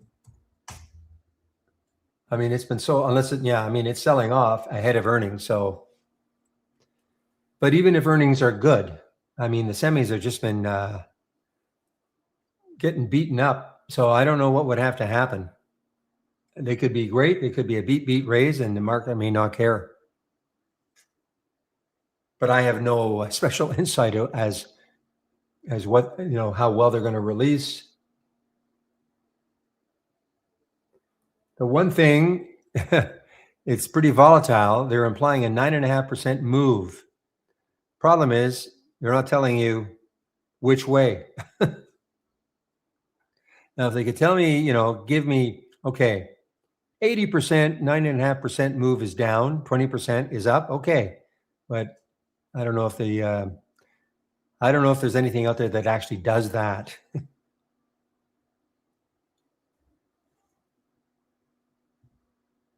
what they're doing is they're looking at the volume, they're looking at the option activity and getting that information.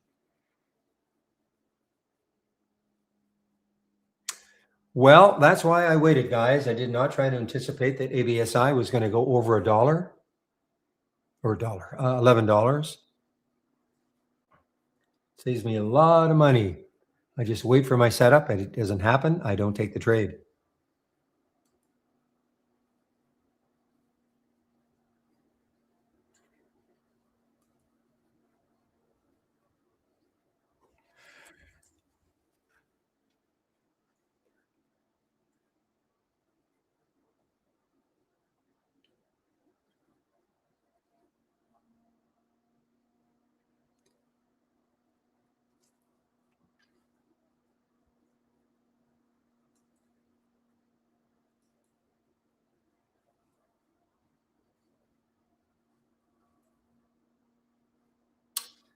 All right, guys, 153.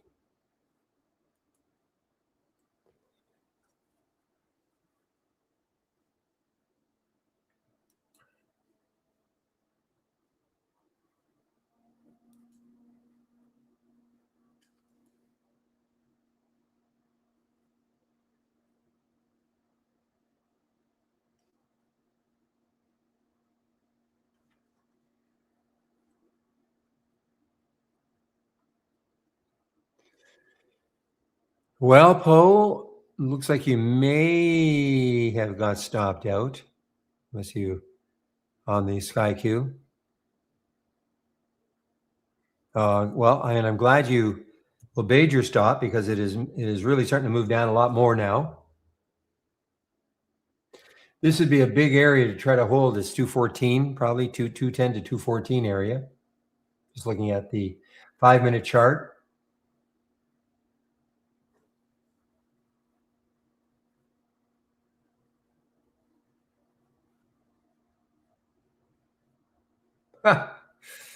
Don't tell me you took it. That's a heck of a bounce off that 215, and now it's right at the VWAP.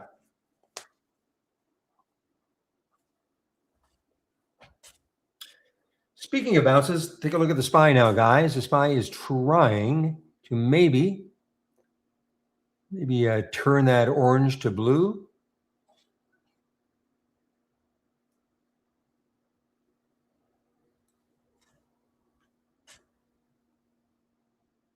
So, William, I know you're not keeping the room open after I leave, okay? So when I leave, guys, that's it.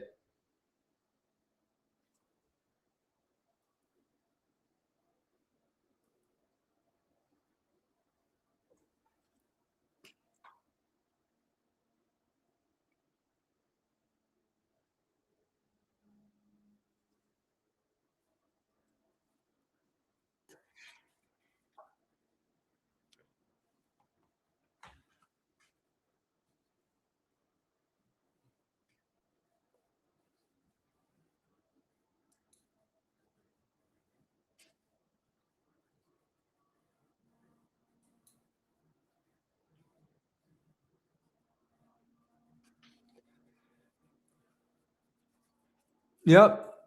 The reason William doesn't keep the room open after I leave is because there's no action in the room. Okay, nobody's posting information in the room, so it's really that simple. Otherwise, he'd keep the room open probably. Well, before he was keeping it open till almost 4 o'clock, 3:45 anyway.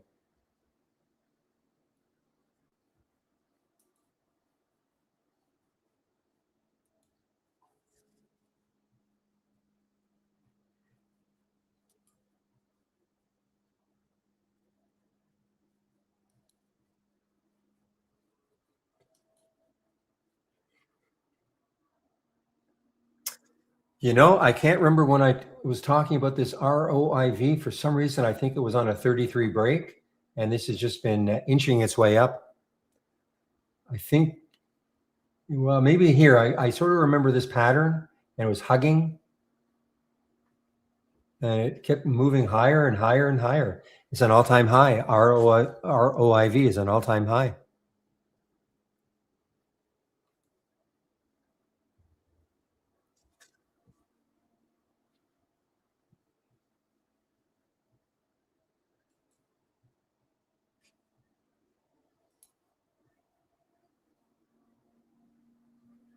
And that's fine, Sharab. That's fine.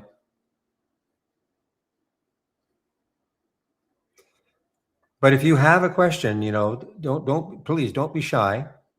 And hopefully you did if you haven't done it already, the 12 short videos to get you started. If you have not done it already,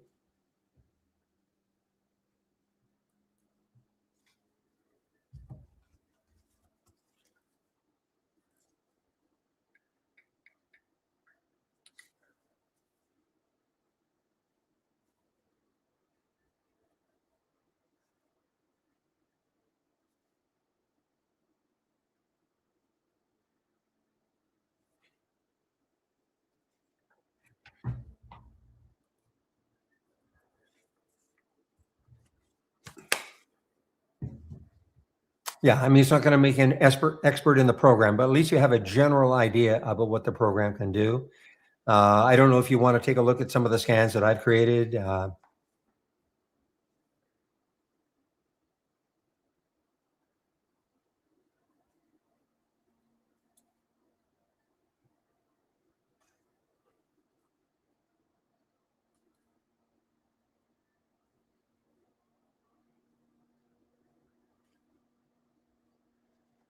Boy, almost an all-day short for the Toyo guys, almost.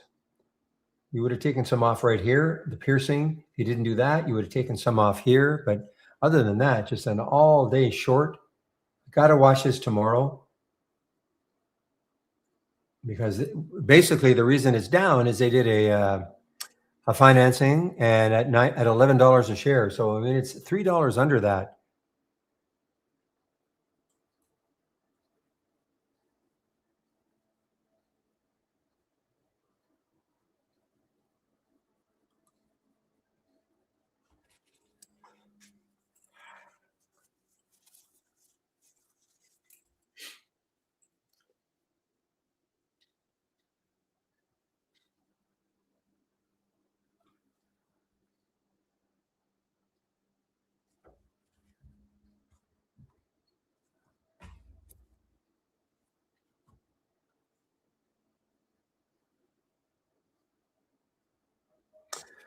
So this room actually is open at 6:45 a.m. Eastern time. Okay, Sharab, it's open at 6:45 a.m. Eastern time.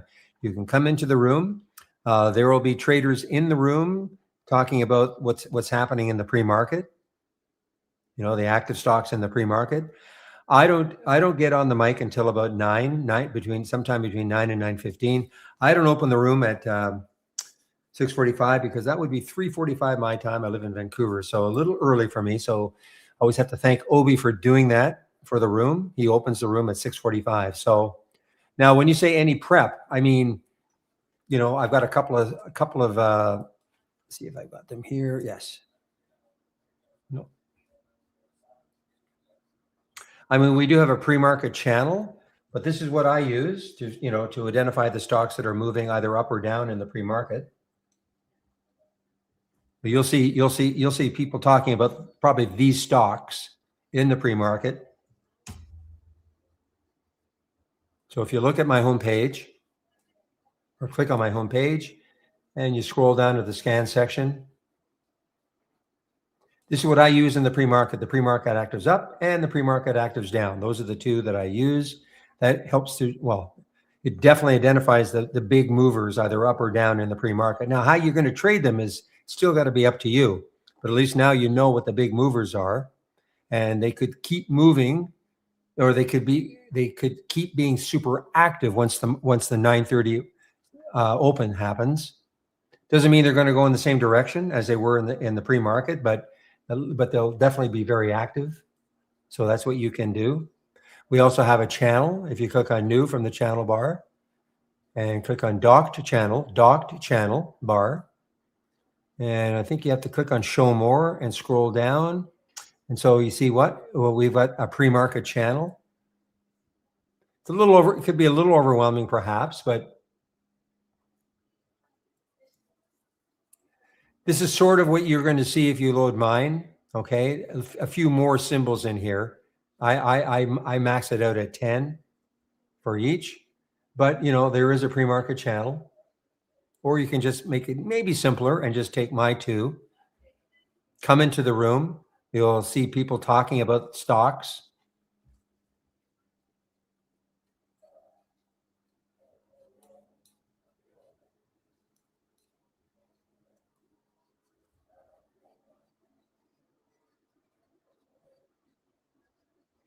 You can also get a feel, of course, for what the market might do. I mean, the SPY at the beginning of the day was, you know, it looked like it was going to have a nice recovery day from yesterday when it was down a lot. But, you know, look what happened. No, so the peak was, what time was that? The peak was at 11:30. And so from 11:30, market has just been slip sliding away. So for me, depending on what stocks you like to trade, if you're trading stocks like, you know, these larger cap stocks, typically, you know, they'll be affected by the market. They are affecting the market sort of but they'll be affected by the market. So that's why it's a good idea maybe to have, however you want to chart what the overall market's doing. I like to look at the SPY. Some will look at the Qs.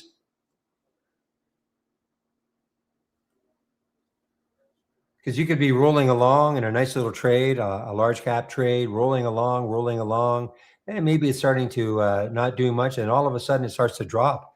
Well, it's, you know, usually because the market, and especially if it takes up the VWAP, at that purple line there. The market's taking that out, probably driving a lot of stocks down.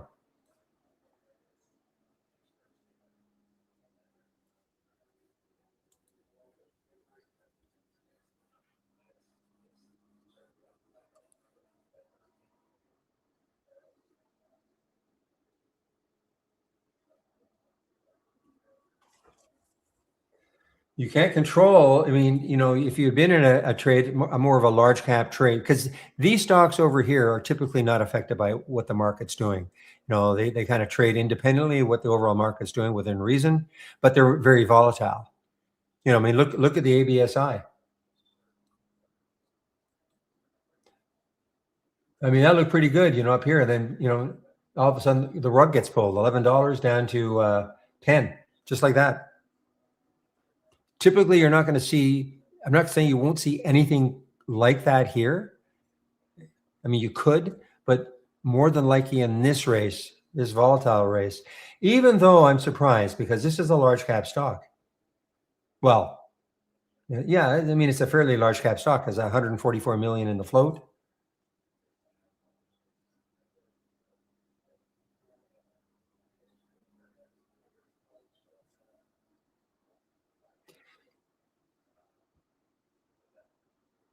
The other thing you might want to be able, for pre-market work is to just have an idea about why a stock is moving. So, I mean, I don't know who your broker is. I have Interactive Brokers. So I have my news headlines that so we saw this one in the pre-market. So Webull must have something. I mean, I don't know. They must have some kind of a news headline. But we saw news on this one. Reports data of hair loss treatment using AI or something. I mean, that was the news. Okay. So he said, okay, well, it's kind of weird news, but okay.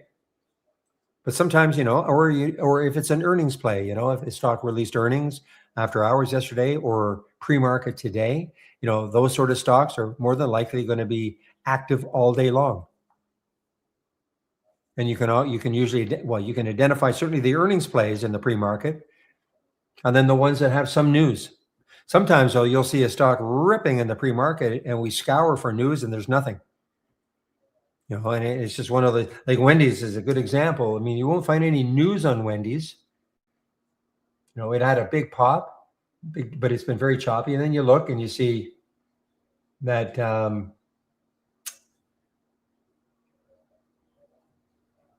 okay, well, actually now there is a little bit of news that we didn't see, but appointing a new CFO. But also what we thought was some group in Reddit that Wall Street Bets was piling into this one. World Cup burger sales, maybe. Speaking of which, getting about an hour for the game in Vancouver, in Canada, and the Swiss.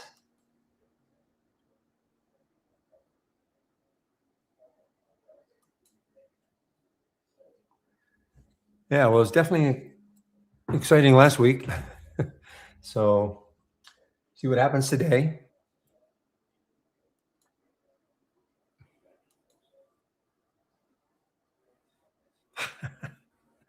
William.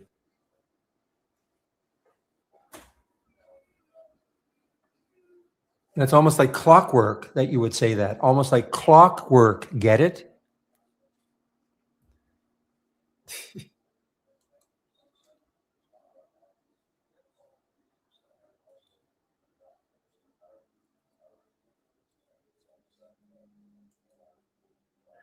Okay, guys. Well, I think that's it for me. I don't see any other questions. If there are, I'll hang around.